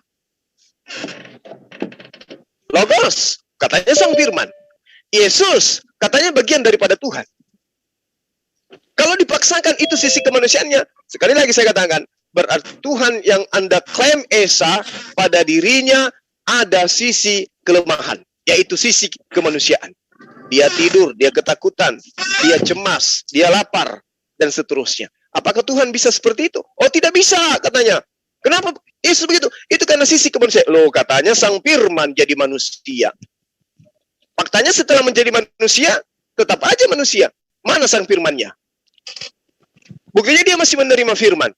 Terus, yang mana yang dimaksud ini? Ternyata kesaksian Yohanes yang dikatakan firman telah menjadi manusia dan seterusnya, yang harusnya firman telah menjadi daging, tapi Lembaga Kitab Indonesia menggantinya menjadi manusia untuk dirujuk kepada Yesus, karena kalau daging semuanya bisa. Nah, maka karena itulah saya katakan bahwa ketika saudara mengatakan Yesus itu adalah firman itu Maha Pencipta dan segala-galanya, faktanya tidak berkesesuaian dengan apa yang ada di lapangan. Kesaksian Yesus, dia tetap saja mengutamakan kesaksiannya sendiri bahwa dia adalah utusan Tuhan. Sebagai utusan Tuhan, mustahil dia adalah Tuhan. Demikian. Silakan, Bro Ginting. Panjang sekali. Saya cukup hanya beberapa kalimat aja lah. Apa panjangin aja juga, nggak apa-apa. Nggak usah lah, karena itu aja muter-muter. Ya, gini ya. Tadi Bang Juma mengatakan bahwa firman-Ku akan kembali setelah melakukan kehendak-Ku. Di sini kira-kira firman dengan kehendak sama nggak itu? Beda ya. Tapi dari awal dikatakan firman itu adalah kehendak itu adalah firman. Padahal Bang Juma sendiri mengatakan di dalam Yesaya 55 ayat 11, firman-Ku akan kembali setelah melakukan kehendak-Ku. Artinya kehendak itu bukan firman, gitu ya. Firman itu adalah sesuatu yang melaksanakan, sebenarnya dapar gitu ya. Itu kan perjanjian lama, tapi kita perjanjian baru aja lah. Begini, Yesus itu adalah logos. Saya tidak akan menggunakan kata firman nanti, karena nanti kalau bisa dualisme nanti pemahamannya gitu kan. Saya akan mengatakan logos. Jadi logos itu menjadi daging, benar sebenarnya menjadi daging. Karena ketika Yesus masuk ke dalam rahim Maria, di dalam rahim Maria itu belum ada manusia yang berbentuk manusia. Dia hanya berbentuk daging, sel telur kalau menurut saya itu ya. Dia masuk ke dalam daging itu, dan daging itulah kemudian yang dilahirkan menjadi manusia. Jelas ya sampai sini. Berarti Yesus itu menggunakan kemanusiaan, sama yang tertulis dalam Filipi 2 ayat 7 itu ya. Dia mengambil rupa manusia gitu loh. Sebenarnya menjadi manusia itu pun gimana terjemahannya saya nggak paham itu ya. Tetapi di Efesus jelaskan mengambil, menggunakan gitu ya. Jadinya yang tidur, yang lelah, yang capek itu adalah rupa yang diambil Yesus itu. Sedangkan Yesus ada berdiam di dalam manusia fisik manusianya itu. Ini sudah berulang kali saya sampaikan. Tetapi ya memang ada yang tidak berani menerimanya, karena apa yang saya jelaskan seperti itu kebenarannya berdasarkan Alkitab gitu ya. Kemudian Lukas menceritakan kelahiran, itu Lukas itu menceritakan gitu loh. Menceritakan tentang akan logos itu akan lahir ke dunia gitu. Itu hanya menceritakan, bukan Yesus itu belum ada. Yesus itu sudah ada, karena di dalam Yohanes 1 ayat 1 sudah dijelaskan. Logos itu sudah ada bersama-sama dengan Tuhan. Bersama-sama dengan Tuhan itu artinya seluruh eksistensinya, permulaannya bersama-sama dengan Tuhan. Kenapa? Karena dia adalah diri Tuhan itu sendiri gitu loh. Logos, jiwa. Jadi saya rasa itu aja cukup lah. Muter-muter pun saya nggak jelas, cuma itu aja. Bahwa firman bukan kehendak, ya. Kemudian Yesus itu adalah logos yang menjadi manusia. Itu kan setelah apanya? Sebenarnya Yesus masuk ke dalam daging inkarnasi lalu menjadi manusia. Saya rasa kalau gitu penjelasannya. Terima kasih, lanjutkan. Silakan Bang Juma, panjang lebar lagi. Ya. Jadi mau lari kemanapun, ya mau Anda sembunyikan identitas firman menjadi logos, saya tidak lari. Tetap aja sama. Ya, tetap aja sama. Yesus itu adalah manusia. Diterangkan di dalam kitab Anda sendiri, 1 Timotius 2 nomor 5. Karena Allah itu Esa, dan Esa pula dia yang menjadi pengantara antara Allah dan manusia, yaitu manusia Yesus Kristus. Ada berapa yang Esa di sini, Bang, di ayat ini? Lanjut, nanti saya jelaskan. Oke, jadi saya terangkan ya. Di dalam kitab 1 Timotius 2 nomor 5, masing-masing antara Bapa dengan Yesus itu masing-masing mereka Esa. Jadi tidak bisa saling mengganggu satu sama lain. Yesus Esa, Bapa juga Esa. Itu data, itu dalil. 1 Timotius 2 nomor 5. Buka kitab Anda. Karena Bapa itu Esa, satu, dan Esa juga yang menjadi pengantara antara manusia dan Bapa, yaitu manusia Kristus Yesus. Jadi manusia Yesus Kristus ini itu Esa, berdiri sendiri. Dan Bapa juga Esa, berdiri sendiri. Jadi ada dua unsur, yang ada dua pribadi yang masing-masing Esa. Kalau kemudian dicampur ini, disitulah saya katakan bahwa sisi ketuhanan yang Anda anggap Esa punya sisi kelemahan. Mana sisi kelemahan itu? Yaitu manusia Kristus Yesus. 1 Timotius 2 nomor 5. Lalu kemudian, di data yang Anda ambil, di 1 Kolose tadi kalau nggak salah ya, atau kita lari ke Filipi 2 nomor 5. Hendaklah kamu dalam hidupmu bersama menaruh pikiran dan perasaan yang terdapat juga dalam Yesus Kristus. Berarti pikiran, perasaan yang ada pada diri manusia itu sama dengan perasaan dan pikiran yang ada pada Yesus Kristus. Kalau dia dianggap Tuhan, maka manusia memiliki pikiran dan perasaan juga harusnya Anda anggap Tuhan juga. Lalu kemudian di dalam Kolose ya, Kolose 1 nomor 15, Yesus adalah gambar Bapa yang tidak, dia adalah gambar Bapa yang tidak kelihatan, yang sulung lebih utama dari segala yang diciptakan. Berarti Yesus ini adalah yang lebih utama dari semua ciptaan. Berarti Yesus ciptaan, tetapi kedudukannya dia yang lebih utama dari segala ciptaan. Kolose 1 nomor 15, itu data. Satu lagi, di dalam Roma 1 nomor 3, di original teksnya dikatakan Yesus itu tentang anaknya yang menurut daging itu diperanakkan dari sperma Daud. Itu bahasa Yunani jelas, spermatop Daud. Ya, itu original teksnya. Kenapa dikatakan spermatop Daud? Karena dia berasal dari benih Daud. Dia adalah manusia. Nah, karena itulah kemudian silakan dengan konsep iman Anda, saya tidak paksakan. Saya hanya menjabarkan yang saya tahu dari kitab Anda. Sesuai dengan apa yang diterangkan dalam kitab saya. Bahwa inna mathala Isa indallah kamathali Adam khalaqahu. Mereka, dia diciptakan min turabin. Dari saripati tanah, thumma qala lahu kun fayakun. Dan ketika Allah hendak menciptakannya, Tuhan hanya mengatakan jadi, maka jadilah. Itu yang diterangkan di dalam Al-Quran, berkesesuaian dengan data yang saya sebutkan di dalam kitab Anda. Tapi kalau kemudian Anda bersaksi lebih dari kesaksian Yesus bahwa dia adalah Tuhan itu sendiri, itu hak Anda. Saya hanya menguraikan kesaksian Yesus bahwa dia adalah utusan Tuhan. Silakan. Oke, terima kasih. Saya sudah menjelaskan dari tadi ya bahwa Yesus itu adalah Tuhan yang melaksanakan tugas sebagai utusan. Gitu ya. Itu sebenarnya nggak perlu dibahas lagi kalau menurut saya. Saya jelaskan berulang-ulang ya. Kemudian tentang sperma, saya rasa abang sudah pernah ya mendiskusikan tentang sperma ini apa maksudnya. Sperma itu adalah maksudnya keturunan ya, bisa juga diartikan keturunan atau bisa juga diartikan yang lain. Tapi kita akan mengambil dari keturunan. Yesus itu memang lahir dari keturunan Daud. Siapa keturunan Daud itu? Ya Yusuf dan Maria. Kan sudah jelas. Ya, itu terjawab ya satu. Kemudian Esa, Esa, Bapa adalah Esa, Yesus adalah Esa. Oleh karena itu saya sudah tadi mau membuka pikiran kita bersama ya. Bahwa di dalam pemahaman Kristen, Esa itu adalah satu kesatuan gitu. Artinya kalau Yesus dikatakan Esa, berarti ada yang lain yang merupakan bagian dirinya juga, yaitu Bapa. Maka disebutlah Yesus adalah Esa. Bapa adalah Esa, artinya Bapa dan Yesus itu Esa gitu loh, satu kesatuan. Jadi tidak bisa kita pisahkan satu persatu. Jadi ketika kami umat Kristen memahami kata Esa, berarti di dalamnya itu ada hal-hal yang harus juga diingat. Kalau saya mengatakan Yesus adalah Esa, berarti saya harus bisa memikirkan ada Bapa dan Roh Kudus di dalamnya.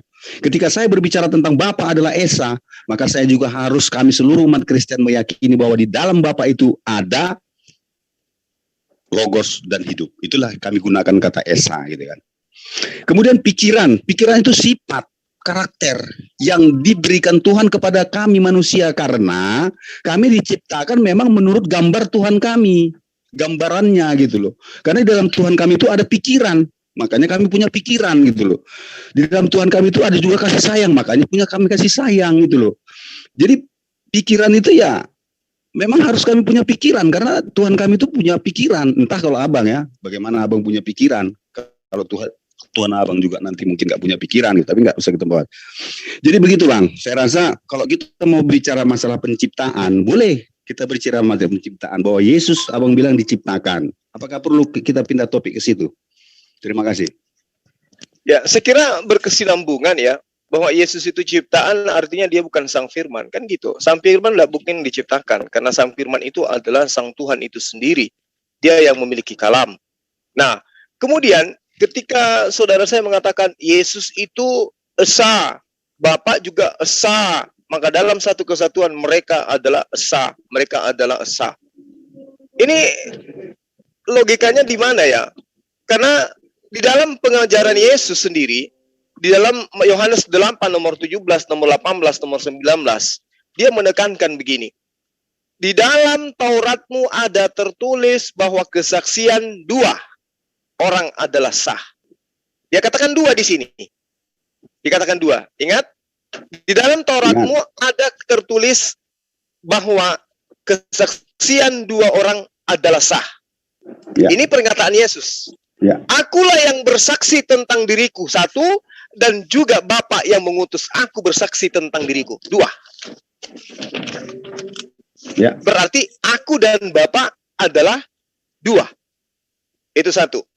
Kemudian di dalam Yohanes 14 nomor 28, Yesus dengan jelas mengatakan, karena aku pergi kepada Bapakku, sebab Bapa lebih besar daripada aku. Berarti di sini 2. Bapa besar, Yesus kecil. 2. Jadi kalau dikatakan di dalam 1 Timotius tadi bahwa aku dan Bapa esa, Yesus juga esa, bukan satu kesatuan, tetapi masing-masing berdiri sendiri. Diterangkan di dalam kesaksiannya Yesus, 2 saksi itu sah. Aku dan Bapakku yang bersaksi tentang aku. Berarti aku dan Bapa adalah 2. Nah, aku dan Bapa adalah 2. Aku esa berdiri sendiri, Bapa esa berdiri sendiri. Yang memaksakan satu adalah Kristen. Berarti kesaksian Yesus dikalah oleh kesaksian Kristen. Yesus mengatakan aku dan Bapa 2 adalah kesaksian. Lalu kemudian Bapakku lebih besar daripada aku. Lalu kemudian Kristen sendiri mengatakan itu adalah 1. Nah, Yesus mengatakan hidup kekal itu adalah mereka mengenal engkau satu-satunya. Satu-satunya. Tuhan yang benar, Allah yang benar, dan mengenal aku yang engkau utus. Jadi engkau satu-satunya, dikenal sebagai satu-satunya, dan dikenal aku ini sebagai utusan. Dia hanya utusan. Yang satu-satunya Allah benar itu adalah engkau yang ada di langit. Jadi kalau dipaksakan lagi dia adalah 1 hakikat, 2 pribadi, 3 pribadi, berarti kesaksian Kristen jauh lebih hebat daripada kesaksian Yesus. Silakan.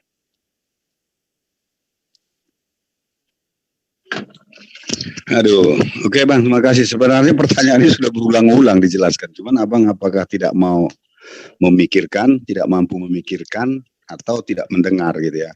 Saya sudah katakan, ketika berbicara tentang Esa, di dalamnya ada 3 hal yang harus diingat. Bapa, Putra, dan Roh Kudus.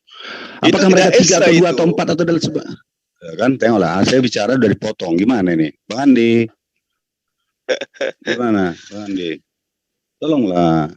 Anda mengatakan Esa, tapi Anda menyebutkan 3. Ya udah. Silakan. Ya sudah, kalau gitu silakan. Dah, Abang aja bicara sendiri. Anda mengatakan Esa, tapi 3 yang Anda sebutkan. Esa ya itu sudah. 1, Bang. Makanya dikatakan satu-satunya.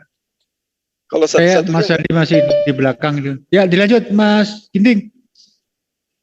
Ya, biarkan aja Bang Juma dulu ngomong sampai dia puas. Ya. Nanti begitu saya bicara baru. Udah, silakan. Ya, Mas Andi tadi ke belakang, makanya aku handle. Ayo lanjut. Saya sudah menjelaskan berulang-ulang bahwa pengertian kami Esa itu bukan bilangan, ya, tetapi kata sifat. Di dalam sifat itu ada beberapa hal yang bisa disebutkan. Apakah 2, 3, 4 dan sebagainya, tidak saya tahu ya. Dan sifat atau unsur-unsur yang ada di dalamnya itu, beberapa hal yang disebutkan itu di dalamnya itu ya.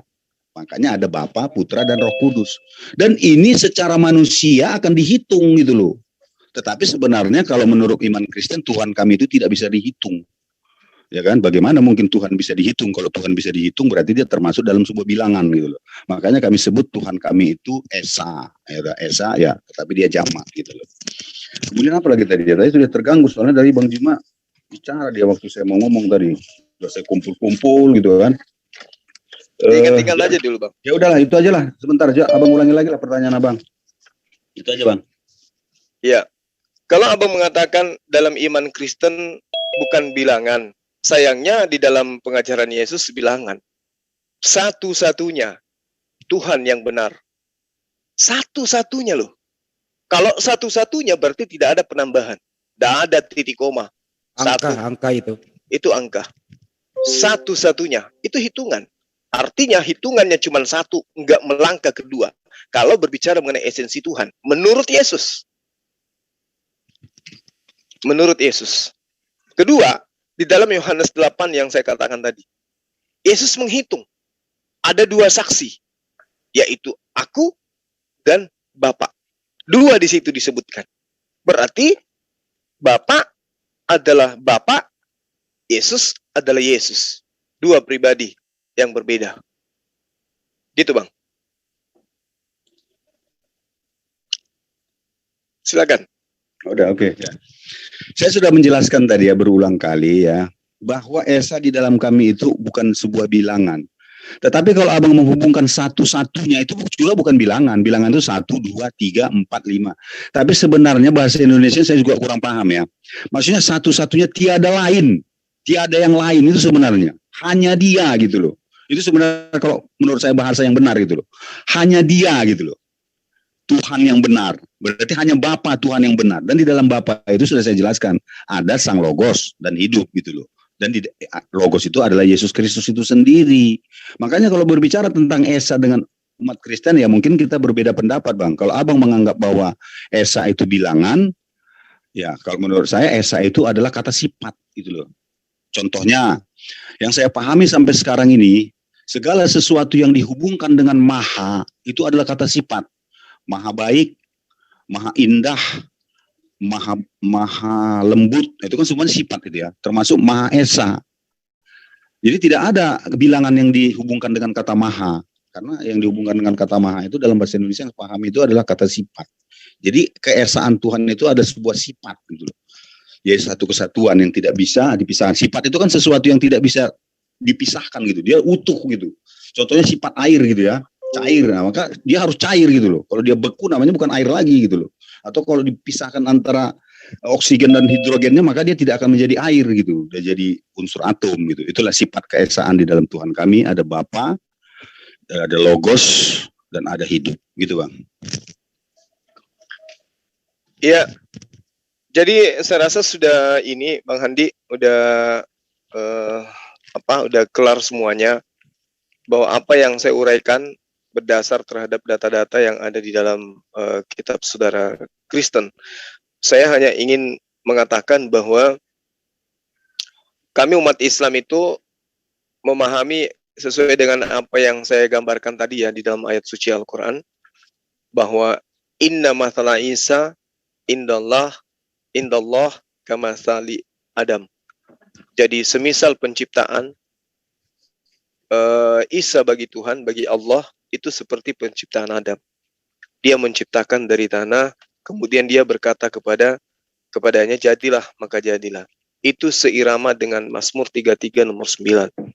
Sebab Tuhan berfirman, maka semuanya jadi. Dia memberi perintah, maka semuanya ada. Jadi Tuhan itu ketika ingin mencipta, maka dia cukup memerintahkan. Nah, Tuhan memerintahkan itu melalui firman-Nya. Ketika kemudian Yesus mau dicipta, Tuhan memerintahkan Gabriel untuk menyampaikan pemberitaan itu kepada ibunya. Dan itu yang terjadi. Maria hamil. Demikian. Oke, terima kasih Bang. Cuman boleh saya bertanya kepada Bang satu aja pertanyaan yang mungkin akan berkepanjangan. Bisa? Oke. Abang mana lebih percaya, pikiran abang, Al-Quran atau Alkitab? Saya lebih percaya Al-Quran pastinya. Al-Quran, oke, terima kasih Bang ya. Ya. Lalu di mana dituliskan tentang Yesus di dalam Al-Quran? Ya itu tadi. Di mana? Kamasali Adam. Enggak, saya tanya di mana disebutkan Yesus di dalam Al-Quran? Tertulis nama Yesus enggak ada. Nama Yesus. Ya. Yes, ya. Oke. Menurut abang siapa namanya di dalam Al-Quran? Isa. Isa, oke. Iya. Isa lahir di mana? Isa lahirnya di Yerusalem. Yerusalem di mana? Yerusalem di tanah Yudea. Di tanah Yudea di mana tempatnya? Tertulis di Al-Quran di mana? Ya, dikatakan bahwa dia lahir di tengah-tengah Bani Israel. Ayatnya ada? Diterangkan dia diutus kepada Bani Israel. Bang, saya tanya lahirnya. Kita dari lahirnya dulu loh, Bang. Ya, kita tidak dijelaskan di dalam Al-Quran bahwa dia lahir di mana gitu. Ya. Lalu kalau Al-Quran tidak ada menjelaskan, kenapa abang begitu cerdas menjelaskan tentang Yesus? Apakah abang lebih pintar dari Al-Quran maksud saya? Lah, kan Al-Quran saya menerangkan. Nabi Isa alaihissalam datang kepada Bani Israel, mengajarkan Bani Israel untuk menyembah kepada Allah. Abang jangan mengajarkannya dulu. Saya tanya lahirnya di mana? Di kandang domba atau di bawah pohon kurma? Tidak diterangkan bahwa dia lahir di bawah pohon kurma. Cuma diterangkan bahwa ibunya pada saat ingin melahirkan, dia berada di bawah pohon kurma. Tapi tidak dikatakan bahwa Yesus lahir di situ. Pohon kurma digoyang sama dia. Lalu dia berjatuhan, benar gak? Ya sudah. Yesus lahir tidak di apa loh, Bang? Tidak di bawah pohon kurma, tapi dia lahir di palungan. Ya, dan itu versi kitab yang dibikin tahun 1954. Iya. Itulah versi kami, Bang. Versi kami, ya. Versi kami. Yang seharusnya tidak boleh abang jadikan sebuah referensi untuk meyakini keyakinan abang. Itu loh maksud saya. Tapi faktanya banyak ayat-ayat Alkitab yang abang katakan versi dan abang imani sebagai sebuah kebenaran, fakta sejarah gitu loh. Kan ini aneh jadinya loh, Bang. Yesus lahir di palungan loh. Dan di palungan itu ada di Bethlehem. Dan itu dijelaskan dalam Alkitab yang abang bilang versi kami. Dan di Bethlehem itu tidak ada pohon kurma. Karena dia terletak 625 meter di atas permukaan laut. Disebut dia Bethlehem karena di situ ada tumbuhan jelai dan gandum. Silakan, Bang. Iya. Kalau Al-Quran itu bukanlah sebuah kitab yang sifatnya menceritakan orang per orang. Al-Quran itu bukan kitab biografi. Cuman kalau kita berbicara mengenai apa yang diterangkan di dalam Al-Quran, di tanah Negeb dan lembah Yordan itu, lembah Yeriko itu disebut sebagai kota pohon korma. Dan itu ada di liputan wilayah Yerusalem. Itu di dalam Ulangan 34 nomor 3. Tentang kebenarannya wallahu alam. Yang Islam pahami kemudian adalah in huwa illa abdu an'amna alaih wa ja'alnahu matalan li Bani Israel. Siapa nabi yang diutus kepada Bani Israel yang lahir tanpa ayah, yang mengajarkan hikmat Injil kepada Bani Israel. Kami mengatakan dia itu adalah Nabi Isa. Tidak ada lain. Tidak ada lagi nabi yang diutus kepada Bani Israel yang lahir tanpa ayah kecuali Nabi Isa alaihissalam. Dan dia oleh Allah diterangkan in huwa, Isa itu illa, ya, tidak lain abdun, hanyalah hamba. Anak amna. Ya, jadi dia ini dikatakan sebagai seorang hamba yang diberikan kenikmatan alaih padanya. Wa ja'alnahu, ya, dan diterangkan oleh Allah, dan kami jadikan dia mathalu, contoh libani, bagi keturunan, bagi anak-anak Israel atau anak-anak Yakub. Itu yang diterangkan Al-Quran. Nah, sehingga kita hidup berdampingan nih, Kristen Islam nih. Yang satu mensiarkan Yesus, yang satu mensiarkan tentang Isa alaihissalam. Itu, Bang. Oke, terima kasih, Bang, ya. Saya masih ingat perkataan abang mengatakan bahwa Kristen itu adalah kafir, ya. Bukan Nasrani, ya, bukan Yahudi, kafir. Kafir itu artinya adalah segala sesuatu orang-orang yang tidak percaya kepada Allah dan Nabi Muhammad, ya. Oke. Lalu sekarang abang katakan kita hidup berdampingan. Ini aneh ini saya rasa ini. Satu sisi abang mengatakan bahwa kita itu tidak ada hubungan sama sekali. Dari satu sisi abang sekarang katakan kita berdampingan gitu loh. Oleh karena itu saya heran ketika abang begitu cerdasnya, begitu jelasnya, begitu semangatnya menceritakan tentang Yesus sampai titik komanya menurut abang. Padahal Al-Quran sendiri tidak ada menceritakan tentang Yesus yang lahir di kandang domba, di palungan gitu loh. Yang tidak bisa bicara sejak buayan gitu loh. Ini yang saya kadang-kadang saya tanya. Lalu abang itu, pengetahuan abang itu dari mana? Padahal abang sendiri mengatakan bahwa segala yang abang percaya itu adalah Al-Quran gitu loh. Bolehkah abang berbicara sebuah keyakinan padahal itu bertentangan dengan Al-Quran? Terima kasih, Bang. Ya, jadi Al-Quran itu menerangkan sesungguhnya kafirlah orang-orang yang mengatakan bahwasanya Allah adalah salah satu dari yang tiga. Ini yang diterangkan oleh Al-Quran. Nah, sekarang kita berdampingan itu maksudnya di negara kita ini kita duduk bersama-sama. Kristen, Islam. Dua agama yang sama-sama mengklaim dirinya sebagai agama benar dan sama-sama sebagai agama syiar. Nah, tugas saya kemudian adalah menyadarkan umat Islam ya tentang ajaran Islam itu sendiri, bahwa tetangga kita mengajak orang-orang yang sudah punya agama untuk kemudian menyembah Yesus yang kita umat Islam mengenalnya dengan sebutan Nabi Isa alaihissalam. Kalau kemudian saudara mengatakan di Al-Quran tidak diterangkan, tidak bisa jadikan acuan kitab Anda untuk menilai Quran.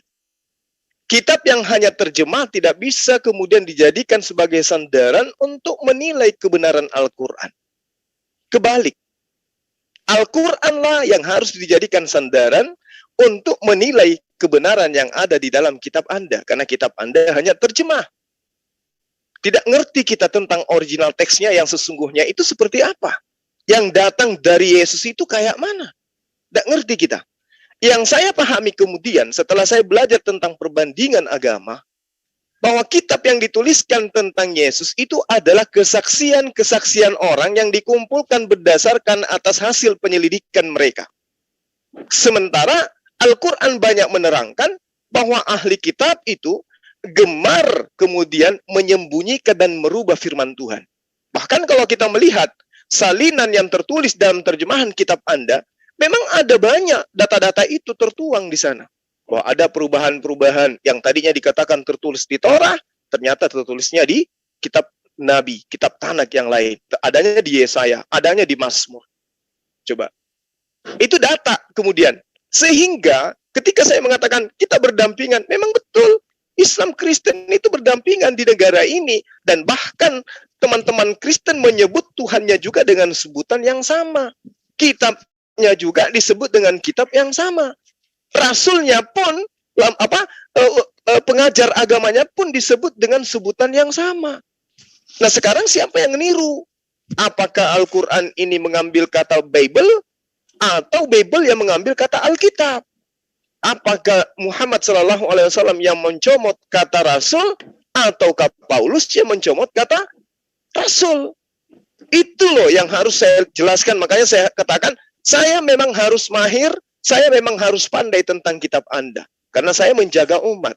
Saya garda terdepan di dalam membentengi umat dari pemurtadan. Sahabat saya, Saudara Ginting, ya teman-teman MMCI di sini lagi nyimak saya berdialog. Kemarin teman saya menjemput salah satu anak dari umat Islam, 16 tahun umurnya, masih di bawah umur, itu dimurtadkan. Dan Alhamdulillah sekarang kami sudah ada di dalam kekuasaan kami. Dan orang yang memurtadkan itu sudah kembali ke Papua Irian Jaya. Ini data, Bang. Bahwa memang kami umat Islam harus menjaga generasi kami agar tidak mudah diperdayai dengan adanya ajaran yang keislaman.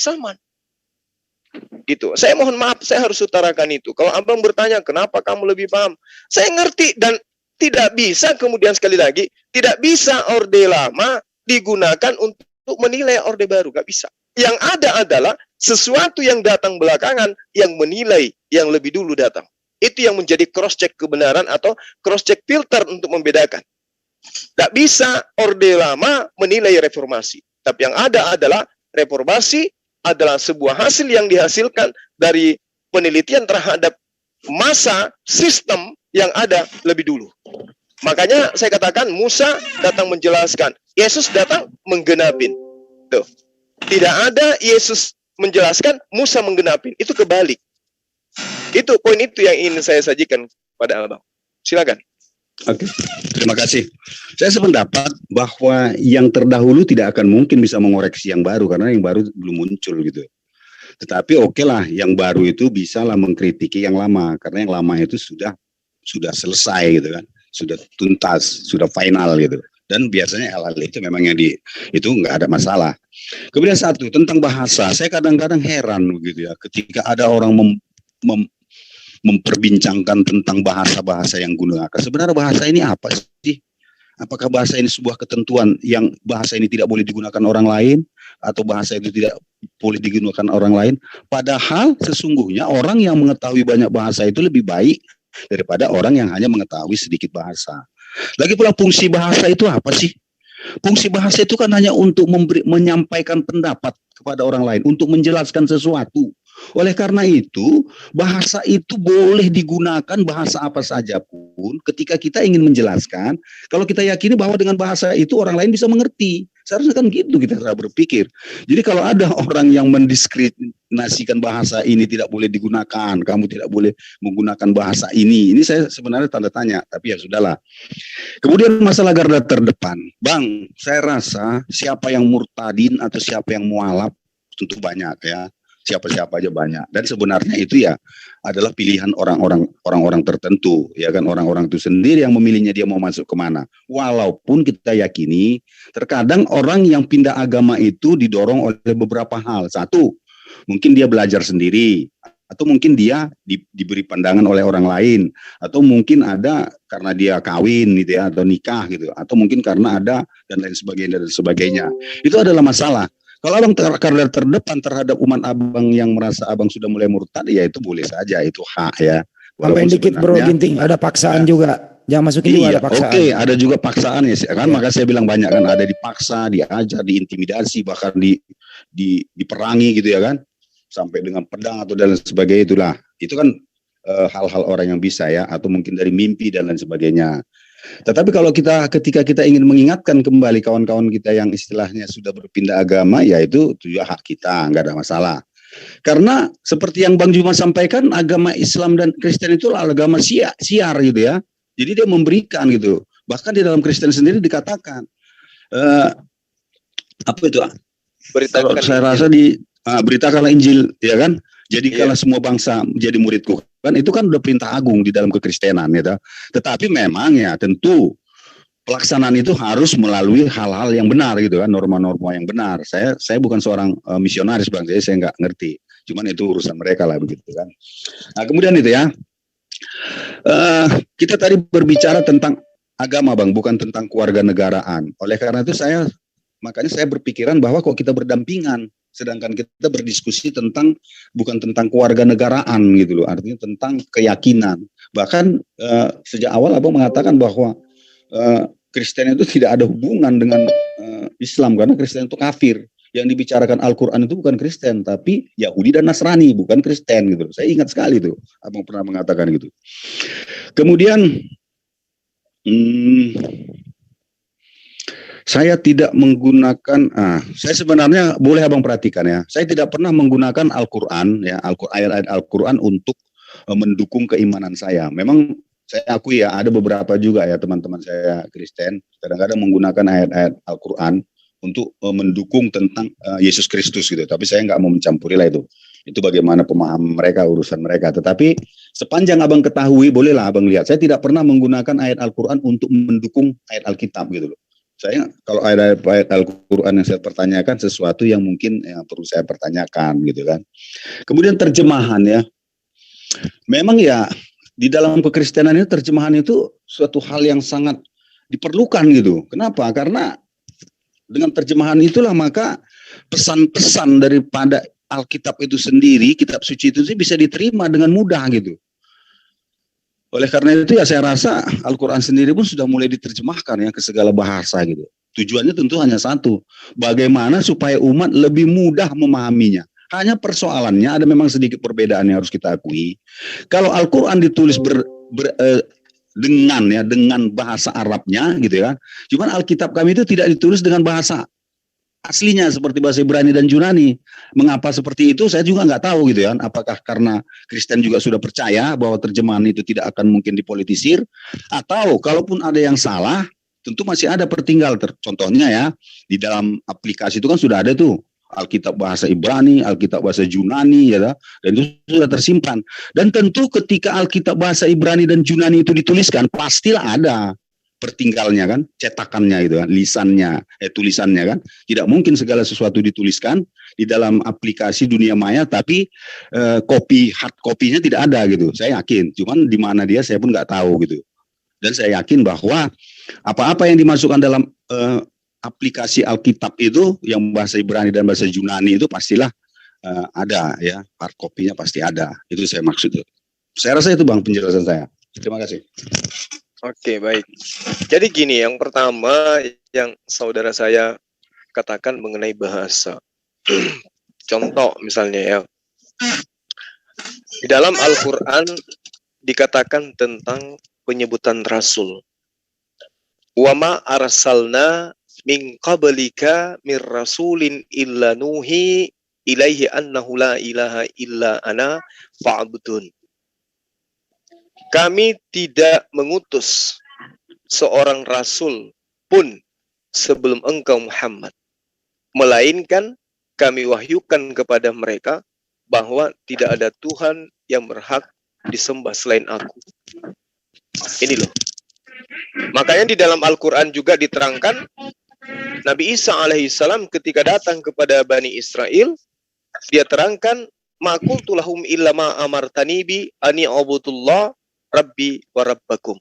Berarti apa yang diterangkan di dalam Al-Quran menerangkan bahwa tidak ada seorang nabi kami utus, rasul kami utus selain mengajarkan kepada mereka untuk menyembah hanya kepada Allah. Nah, berarti kalau ada orang yang mengaku sebagai rasul lalu kemudian mengajarkan menyembah selain daripada Allah yang gaib, ini bukan rasul. Jadi kalau dia dinobatkan sebagai rasul, keliru, nyakitin hati umat Islam. Karena yang disebut rasul itu seperti wama Muhammadun illa rasul kada halat min qablihir rusul. Itu yang disebut rasul, yang mengajarkan tentang menyembah hanya kepada Allah. Nah, terus kemudian wa qulil haqqu mir rabbikum. Ini jelas bahwa kebenaran mutlak itu datang dari Allah. Tidak bisa kemudian kebenaran itu dianggap sebagai sebuah kebenaran ketika datangnya bukan dari Allah. Sesuai dengan Al-Quran berkaitan dengan kata rasul. Jadi kata rasul itu nggak bisa dinobatkan kepada sembarang orang. Jadi kalau misalnya sahabat saya mengatakan, kenapa itu menjadi permasalahan? Oh, harus jadi masalah. Sama seperti misalnya gini, mohon maaf, kata pendeta itu adalah gelar yang diberikan kepada gembala di gereja. Orang yang suci, orang yang dianggap orang yang dituakan. Tidak semua orang bisa disebut sebagai pendeta. Jadi kalau misalnya ada orang, kita menggantikan kata pendeta ini, kita kasih julukan untuk seorang yang misalnya pemerkosa, setiap ada pemerkosa, oh itu adalah pendeta. Maka ketika menyebut pendeta, maka yang muncul adalah pemerkosa. Itu menyalahi kaidah agamanya orang. Gak boleh maling ayam disebut pendeta, karena pekerjaannya gak boleh. Demikian juga rasul. Rasul itu adalah pekerjaan. Apa pekerjaan rasul? Menyampaikan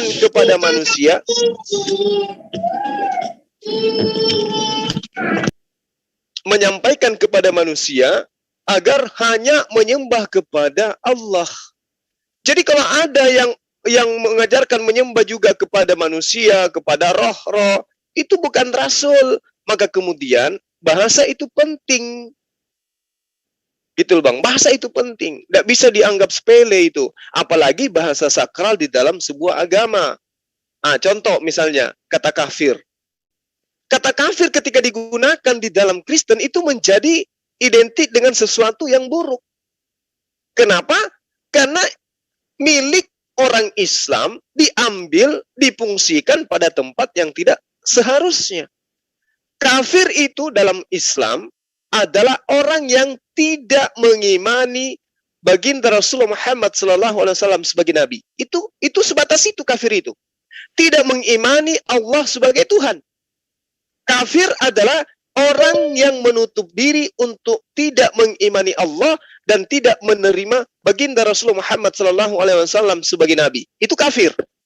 Tapi kemudian kafir ini diambil lagi oleh Lembaga Kitab Indonesia, dimasukkan ke dalam kitabnya untuk menggantikan dan menjuluki orang-orang yang tadinya disebut bodoh, bebal, jahil dengan kata kafir. Sehingga ketika sahabat Kristen membaca kafir di dalam kitabnya, ternyata itu adalah konotasi yang sangat buruk. Nah, Al-Quran mengatakan, kafirlah orang yang mengatakan Tuhan itu satu dari tiga. Artinya, tertutuplah hati orang kepada ketuhanan Allah yang esa, yang mana mereka mengatakan Tuhan adalah satu dari tiga. Tidak ada penghinaan di situ. Tidak ada penghinaan. Kafirlah orang yang mengatakan Allah itu adalah satu dari tiga. Artinya, tertutuplah hati orang-orang terhadap kenabian baginda Rasulullah Muhammad SAW ketika orang itu mengatakan Tuhan itu adalah, Allah itu adalah satu dari yang tiga. Nggak ada penghinaan di situ. Tapi kemudian konotasinya, makna daripada kafir menjadi buruk ketika diambil bahasa aslinya dari Quran, kemudian digunakan pada tempat yang tidak berkesesuaian. Sama ketika saya ambil kata kata Mesias, saya masukkan ke dalam kata maling sendal. Ya cocok itu nyakitin hati orang, hati saudara sendiri yang menggunakan kata Mesias itu sebagai bahasa sakral. Tetapi itu dianggap lumrah, dianggap biasa di dalam kitab saudara. Makanya bahasa itu penting. Nah, terkait dengan Al-Quran, terjemahan. Al-Quran itu ya memang kudu harus diterjemahkan. Kenapa? Karena terjemahan adalah satu disiplin ilmu yang digunakan untuk mengetahui isi Al-Quran. Satu disiplin ilmu di antara puluhan disiplin ilmu yang harus dikuasai untuk memahami Quran. Jadi terjemahan itu kudu harus disertakan demi untuk memahamkan Al-Quran kepada mereka yang manula, pemula, awam terhadap ilmu Islam. Tetapi tidak bisa terjemahan itu dijadikan sebagai sandaran untuk mengkritisin isi Quran. Karena terjemahan Al-Quran itu hanyalah upaya manusia untuk kemudian memahami apa yang dikehendaki oleh Tuhan berdasar terhadap original teksnya. Makanya Al-Quran mau diterjemahkan ke dalam bahasa manapun, silahkan saja, tapi wajib hukumnya disertakan original teksnya. Supaya diketahui apa makna yang sesungguhnya yang terkandung di dalamnya. Kenapa demikian? Karena bahasa manusia itu setiap masa bisa berubah rasa. Katanya sama, tapi bisa berubah maknanya. Contoh misalnya, kata apel. Kata apel ini bisa dimaknai menjadi buah, bisa juga dimaknai upacara. Nah, lalu bagaimana bisa menentukan ini buah atau upacara? Maka harus disertakan original teksnya, dibaca satu ayat. Supaya mengerti bahwa yang dimaksud di sini adalah buah atau yang dimaksud di sini adalah upacara. Nah, inilah yang penting kemudian. Makanya Al-Quran itu, sehebat apapun manusia ingin menghilangkan original teksnya, tidak akan pernah bisa. Itulah hebatnya Quran. Itulah salah satu mujizat Quran. Mau masuk ke negara manapun, dia tidak bisa masuk hanya dengan terjemah. Wajib hukumnya, negara itu tunduk terhadap kebenaran Al-Quran. Sebenci apapun negara itu terhadap Islam, fobia seperti apapun levelnya mereka, ketika Al-Quran masuk ke negara mereka, wajib hukumnya Al-Quran itu disertai dengan original teks. Tak bisa dihilangkan, tak bisa terpisah. Adalah lebih penting original teks masuk tanpa terjemah, daripada terjemah tanpa original teks. Itulah kitabnya umat Islam. Mujizatnya di situ. Ya, saya kira begitu, saudara saya. Ya, berbicara mengenai hal yang kita uraikan malam ini, saya mengatakan, saya minta maaf kalau kemudian ada kata-kata saya yang kurang berkenan. Itulah kekurangan saya, ya, kekurangan saya di situ. Saya terkadang tidak senang dengan hal-hal yang tidak berkesesuaian dengan apa yang saya lihat di dalam Al-Quran maupun di dalam kitab saudara. Sehingga ketika ada orang yang menurut saya tidak berkesesuaian dengan data yang sedang saya uraikan, itu biasanya saya agak kesal dan saya minta maaf untuk itu. Saya mengaku keliru, saya mengaku khilaf. Semoga kebenaran yang saya sampaikan datangnya dari Allah, dan mudah-mudahan sahabat saya ini bisa menerima dengan lapang dada, menjadi jalan menuju pada kebenaran. Demikian. Oke, terima kasih. Boleh saya tanggapi sedikit ya? Boleh. Silakan. Saya rasa kita semua pasti punya kesalahan, Bang. Ya, kekeliruan masa lalu. Tidak ada seorang pun yang tidak pernah kilap. Iya, makasih, Bang. Tapi berjalannya pengalaman kita tentu kekilapan-kekilapan itu bisa kita kendalikan lah ya. Kita salurkan secara terkendali. Contohnya gini. Saya pun kadang-kadang ya sering juga marah-marah gitu. Tetapi ketika saya yakini bahwa marah ini tidak baik, maka ketika ada orang yang marah-marah saya ingatkan gitu. Saya sampaikan gitu ya. Oke. Tapi oke lah, itu clear, kita tidak ada masalah. Tapi kedepannya kita nanti apa ya? Oke. Kemudian original text, saya nggak paham yang abang maksudkan. Apakah original text antara Al-Quran yang ditulis Jahit dengan Utsman itu sama atau tidak? Saya juga nggak paham. Nanti abang bisalah yang menjelaskan kan. Kemudian begini Bang, satu, yang saya maksudkan tadi tentang bahasa itu bukan menyematkan ya, tapi menggunakan bahasa. Kalau kita berbicara tentang bahasa itu yang saya pahami kan adalah suatu suara kata-kata yang mengandung arti untuk menyampaikan sebuah maksud dan pesan kan itu. Ketepatan di Indonesia gitu, di Indonesia ini memang untuk menerjemahkan evangelion itu atau apa itu kan jadi rasul dia. Saya pun nggak tahu kenapa bahasa Indonesia harus menggunakan kata-kata itu gitu. Apakah kamus bahasa Indonesia tidak ada kata-kata yang lain untuk menerjemahkan artinya itu, sehingga nanti tidak akan membuat orang lain bertanya-tanya gitu loh. Tapi kalau bagi saya, kata-kata itu selagi kata-kata itu memang bisa diterima umum ya, kemudian menjelaskan sebuah arti dan arti itu disepakati oleh umum, saya rasa itu menurut saya sebuah pendapat yang bisa diikuti gitu. Contohnya pendeta ya. Pendeta itu kan sebenarnya berasal dari bahasa apa itu? Bahasa India kalau nggak salah itu. Karena kan di dalam Kristen itu istilah pendeta itu yang sebenarnya nggak ada, yang ada gembala gitu. Tapi mengapa kemudian orang-orang gereja juga mengatakan kata pendeta? Tetapi ternyata maksudnya seperti itu ya sudahlah, saya memakluminya aja gitu kan, selagi kata-kata itu memang bisa memaksudkan arti. Sama yang seperti abang ucapkan tadi itu kan, apel itu kan, apel bisa dua arti ya, bisa jadi upacara, bisa jadi buah gitu kan, atau bisa juga nanti pacaran. Apel itu bisa tuh, ayo kita apel, padahal dia mengunjungi pacarnya gitu kan. Ada yang mengatakan apel tapi dia pacara, ada yang bilang apel adalah buah gitu kan. Kemudian begini, tentang salah satu dari yang tiga ya, salah satu yang dari yang tiga, saya nggak ngerti maksudnya apa ini. Tapi yang jelas saya tegaskan sama abang bahwa ayat yang abang maksud itu jelas bukan untuk memaksudkan Kristen. Kenapa? Karena Kristen itu tidak pernah menuhankan Maria gitu loh. Tapi memang ada yang saya pernah baca ya di daerah sana lah, daerah Timur Tengah sana, daerah sana, ada sebuah sekte yang dia menuhankan juga ada Tuhan Ibu katanya. Cuman itu bukan dari Kristen ya, bukan. Karena Kristen baik Katolik, Protestan dan sebagainya tidak pernah menuhankan Maria. Yang tiga yang dimaksud itu adalah Bapa, Putra dan Roh Kudus. Nggak ada itu Bapa, Putra dan Maria, nggak ada, tapi Roh Kudus itu loh. Jadi itu ya. Tapi saya hanya tadi ingin menjelaskan bahwa sebenarnya bagaimana kok abang bisa menjelaskan tentang Yesus yang demikian panjang lebar ya, luas. Bahkan banyak orang yang mungkin bisa mengakui bahwa apa yang abang ucapkan itu sebuah kebenaran. Sementara Al-Quran tidak pernah loh menceritakan tentang Yesus gitu loh. Karena saya baca pun Al-Quran, ketika saya membaca Yesus lahir di sini, dilahirin oleh ini. Ketika kelahirannya dia ditemani oleh Yusuf gitu kan. Tetapi ketika saya membaca Al-Quran bahwa Isa itu dilahirkan oleh Maryam di bawah pohon kurma tanpa ditemani siapa-siapa gitu loh. Sementara Maria itu sejak mulai untuk mengadakan penghitungan sensus penduduk itu ke Bethlehem itu senantiasa bersama-sama dengan Yusuf gitu loh.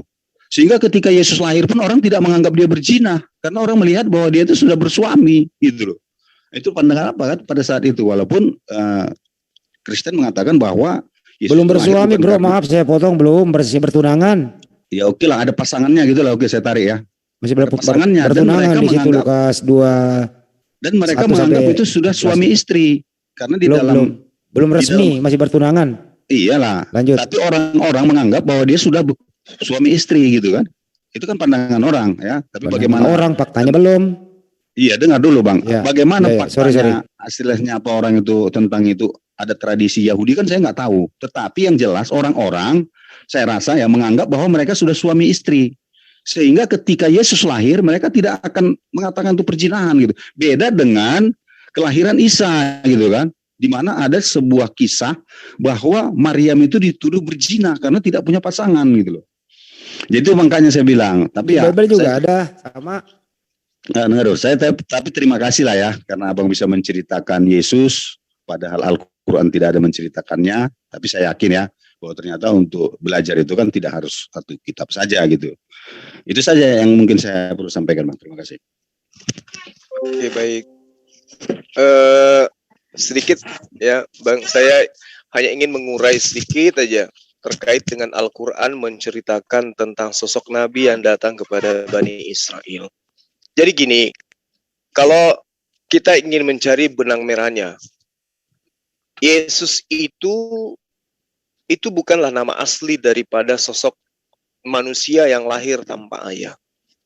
Kalau kita lari kepada bahasa Yunaninya, Bang, di dalam Matius 1 yang diceritakan tentang tentang namanya dia yang dilahirkan oleh Maria. Matius 1 nomor 21, di situ diterangkan to onoma auton eison. Ison, bahasa asli daripada Yunani itu ison. Itu di dalam Matius 1 nomor 21. To onoma auto ison. Kemudian ketika dia dipanggil dengan panggilan bahasa Aramaik yang digunakan oleh orang sebangsanya, bahasa Ibrani, ya, ia disebut dengan sebutan Isa. Kenapa I? Karena di situ diawali dengan huruf Y, Yesua. Berarti ya dibaca I di dalam alfabet Romawi, maka dia berubah menjadi Isa. Lalu kemudian Yesua ketika diterangkan dalam kitab sahabat Kristen dalam bahasa Ibrani, Etzmo Yesua. Nah, ini ketika dia digunakan kemudian di dalam bahasa Arab, yang tadinya Iswa berubah menjadi Iswa, itu bergeser menjadi Isa. Nah, yang saya tidak ngerti ini Yesus. Ini murni bahasa Yunani. Sementara Yesus itu, Maria itu mustahil kemudian memberikan anaknya nama penjajah. Mustahil menggunakan bahasa Yunani. Pasti menggunakan bahasa ibu anaknya itu. Jadi dia akan menggunakan nama sejauh-jauhnya dari bahasa Arab, dia disebut dengan sebutan Isa. Nah, ini akan menjadi benang merah antara Isa dan Yesua dengan Isa di dalam bahasa Arab.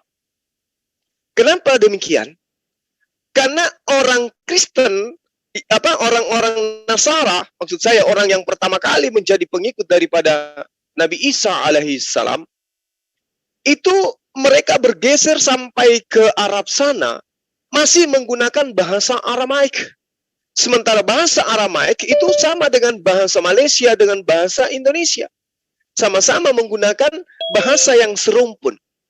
Sehingga kata Isa lambat laun di dalam penyebutan bahasa Arab kemudian berubah menjadi Isa. Jadi itu tidak bisa kita pungkiri. Sementara kalau kita berbicara mengenai Yesus, ini asalnya dari mana? Ini yang kita tidak paham. Yesus itu murni adalah terjemah yang ada di Indonesia yang berasal daripada bahasa Yunani. Sementara Maria tidak menggunakan bahasa Yunani. Yusuf juga demikian. Maka tentu anaknya akan diberi dengan nama orang Yahudi. yang menuturkan bahasa Ibrani, bahasa Aramaik. Maka nama Yesus yang sesungguhnya adalah Isa. Di dalam bahasa Quran, Isa.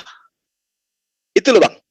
Jadi kalau Anda mengatakan, kenapa Anda mahir kali, sementara di Al-Quran tidak ada berbicara mengenai Yesus. Nah, inilah yang harus saya jelaskan kepada sahabat saya. Semoi Isa, namanya adalah Isa. Ketika diperintahkan di dalam Matius 1 nomor 21 dalam bahasa Aramaik atau bahasa Pesita sekalipun, di situ dikatakan Semo Isa. Isa itu adalah relevan dengan Isa di dalam bahasa Arab. Abraham memiliki bahasa keturunannya memiliki bahasa, maksud saya itu ada 3. Bahasa serumpun, bahasa Abrahamaik, bahasa Semitik. Apa itu Ibrani, Aram, dan juga Arab. Ini bahasa serumpun, Bang. Maka orang-orang yang ada pada masa itu tentu memberikan nama anaknya dengan nama yang serumpun. Kalau disebut Isa dalam bahasa Arab, Isa itu tidak bisa dipungkiri. Berarti Isa yang diceritakan di dalam Al-Quran itu adalah Yesus yang diceritakan di dalam kitab sahabat saya.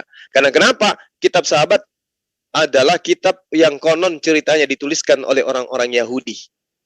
Yang diceritakan oleh orang Yahudi adalah orang yang datang lahir tanpa ayah, yang mereka sebut dengan sebutan Yesok atau Isa atau Iso. Demikian dari saya, sekedar sharing aja. Anda mau percaya, Anda mau imani, itu terserah sahabat saya. Yang pasti saya minta maaf yang tadi, dan abang saya memaafkan saya lega. Yang pada intinya tujuan saya itu hanya menyampaikan kebenaran versi saya, dan saya juga menghargai kebenaran yang Anda uraikan. Dialog, ada sangga saling menyangga, itu adalah biasa. Kita ini mantan pendebat, kita semua mantan aktivis. Saya yakin Anda juga orang fakultas, orang akademisi sama dengan saya. Saya juga aktivis organisasi kampus. Jadi debat seperti itu sudah biasa. Saya minta maaf. Ya, mudah-mudahan debat seperti ini bisa berlanjut, dan seperti yang sahabat saya katakan, kedepannya kita akan menggunakan metode-metode retorika yang mungkin lebih ilmiah, lebih santun dan seterusnya. Demikian, Bang Handi. Makasih ya. Bang Handi. Iya, makasih ya Bang Joma, makasih ya Bro Ginting. Semoga saja ada hikmah yang kita petik ini. Kalau ada kata hilap ya kita saling memaafkan supaya kita bisa diskusi yang Bang, lebih sebentar Bang. ke depan. Ya silakan. Saya menimpali sedikit aja ya. Yang boleh nanti clear. Ini kan untuk saudara-saudara saya ya, karena ini kan live nih Bang, benar ya? Iya benar, silakan. Supaya nanti penjelasan saya itu bisa di istilahnya jangan nanti yang mendengarkan itu penasaran, loh Pak Ginting kok nggak menjawab gitu, nggak memberikan tanggapan gitu. Iya silakan. Kewajiban saya. Oke. Gini Bang, kalau kita nanti saling memaafkan sudah clear ya, dan saya senang juga bahwa kita saling mengaku bahwa kita punya kesilapan. Oke, udah clear, nggak ada masalah. Iya. Oke, terima kasih Bang atas penjelasan Abang, dan pengakuan Abang itu merupakan sesuatu yang sangat mengharukan bagi saya. Mudah-mudahan kedepannya apa yang kita ucapkan ini akan kita pergunakan dan kita berikan contoh kepada kawan-kawan yang lain. Cuman satu Bang, Abang jangan kecewa ya, jangan kecewa. Iya, walaupun saya tidak pernah kuliah, ya saya tidak pernah kuliah, saya teman SMA, tapi saya suka membaca Bang, ya kan. Mungkin ya banyaklah buku-buku yang saya baca gitu, ya. Tapi bagi yang dibilangkan kawan-kawan ya, siapapun guru kita ya sama, mungkin Abang yang lebih terdidik ya, tapi nggak apa-apa lah. Saya berterima kasih gitu. Kemudian begini Bang, tentang masalah nama ya, saya yakin ya. Nama bisa berbeda tapi orangnya sama gitu. Oke, saya yakin itu. Tapi saya juga bisa yakin bahwa namanya sama tapi orangnya berbeda gitu. Gitu. Oleh karena itu, hal ini sangat-sangat saya jelaskan sehingga untuk menjelaskan bahwa nama yang berbeda ini apakah sama pribadinya orangnya atau tidak, maka akan saya telusuri lebih lanjut lagi dengan membaca tentang autobiografi masing-masing. Tentu di dalam kitab suci saya yakin bahwa percaya bahwa autobiografi itu adalah sesuatu yang sangat akurat. Kan tidak ada seseorang yang berkeinginan untuk menjelaskan kelahiran seseorang, apa gunanya bagi orang itu, saya rasa nggak ada gitu ya kan. Karena sama-sama ya, apalagi tentang tempat lahir, saya rasa nggak ada lah keuntungan apa-apa yang mau digunakan orang itu. Ya. Kemudian tentang bahasa Yesus ya. Seperti Abang bilang, memang terkadang ada pergeseran ya, korespondensi sebuah bahasa atau logat gitu ya kan, dari Yesus. Yesua menjadi Yesus, menjadi Yesus. Ini perlu saya sampaikan ya. Sebenarnya Isa itu yang saya ketahui bukan bahasa Arab Bang, tapi itu bahasa Suryani ya. Suryani. Karena beberapa lagu-lagu orang Arab yang saya dengar ya, umat Arab yang beragama Kristen itu ataupun yang beragama Islam itu, mereka mengatakan Yesus itu bukan Isa tapi Yesua. Hanya di dalam Al-Quran memang tertulis Isa gitu. Tapi bahasa sehari-hari mereka itu Yesua, Yesus gitu ya. Saya bisa nanti tunjukkan lagunya, lagu Arab yang menyanyikan tentang nama Yesus ya. Bukan Isa mereka sebutkan. Kemudian saya jelaskan tentang Yesus ya, Yesus. Yesus itu sebenarnya berasal dari bahasa Yunani ya, Yunani Yesus. Karena kenapa saya suka katakan bahasa Yunani? Karena Alkitab itu kan dituliskan, Perjanjian Baru itu kan dituliskan dengan bahasa Yunani. Oleh karena itu nama itu pun ada sedikit logatnya, logat Yunani. Yesus itu berasal daripada Yesua yang abang bilang itu tadi, Yesua bahasa Ibraninya gitu kan. Tetapi jadi logat Yunani Yesus gitu kan, Yesus. Tetapi karena Yesus itu di dalam orang Yunani kurang maskulin, maka ditambahlah huruf S. Itu kebiasaan ya, bahasa Yunani itu kebanyakan huruf S ditambah. Yesus, Matius, Lukas ya kan, Yohanes gitu kan. Paulus gitu kan, Pontius Pilatus. Mereka senantiasa menambahkan huruf S.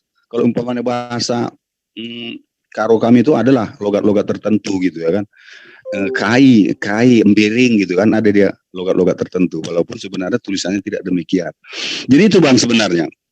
Yesus itu berasal dari bahasa Yunani yang adalah awal katanya Yesu, karena agar maskulin itu S jadi Yesus.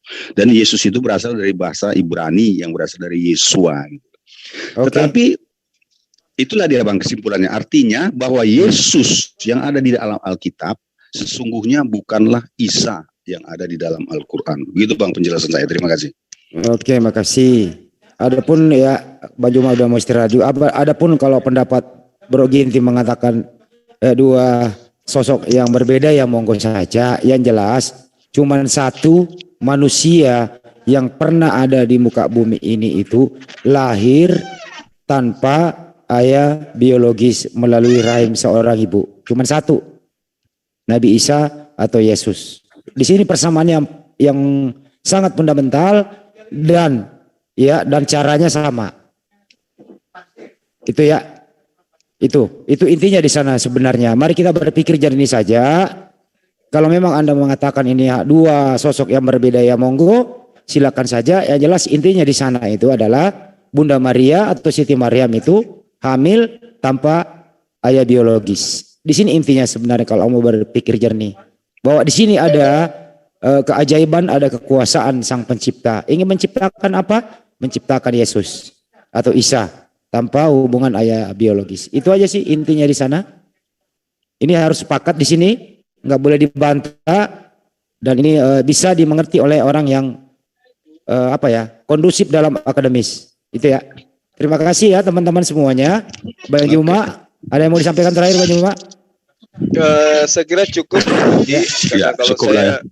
Iya, kalau saya nanti balas pantun lagi kita Bang. Iya. Iya. Baik. Kan bisa dilanjut di lain waktu. Ya.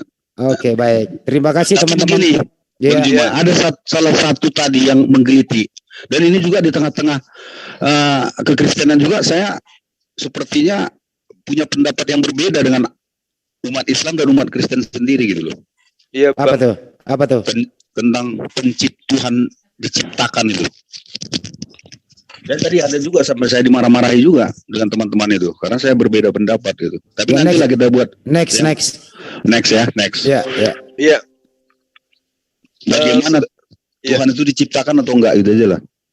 Baik. Ya. Next itu nanti akan jadwal ulang bersama Bang Joma. Terima kasih teman-teman semua.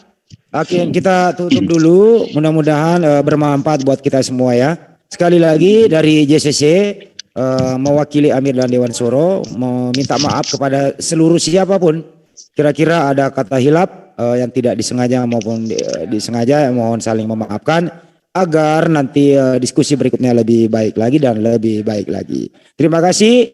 Andi Selebes channel saya tutup, Andi Selebes official masih saya buka untuk ngobrol di sana. Terima kasih. Wabillahi taufiq wal hidayah. Assalamualaikum warahmatullahi wabarakatuh. Waalaikumsalam warahmatullahi wabarakatuh. Terima kasih Bang Pipo. Ya. Sekarang abang cari teman abang untuk berdiskusi kira-kira. Ada. Bang Handi mungkin menyediakan. Sebentar dulu ya, tutup dulu.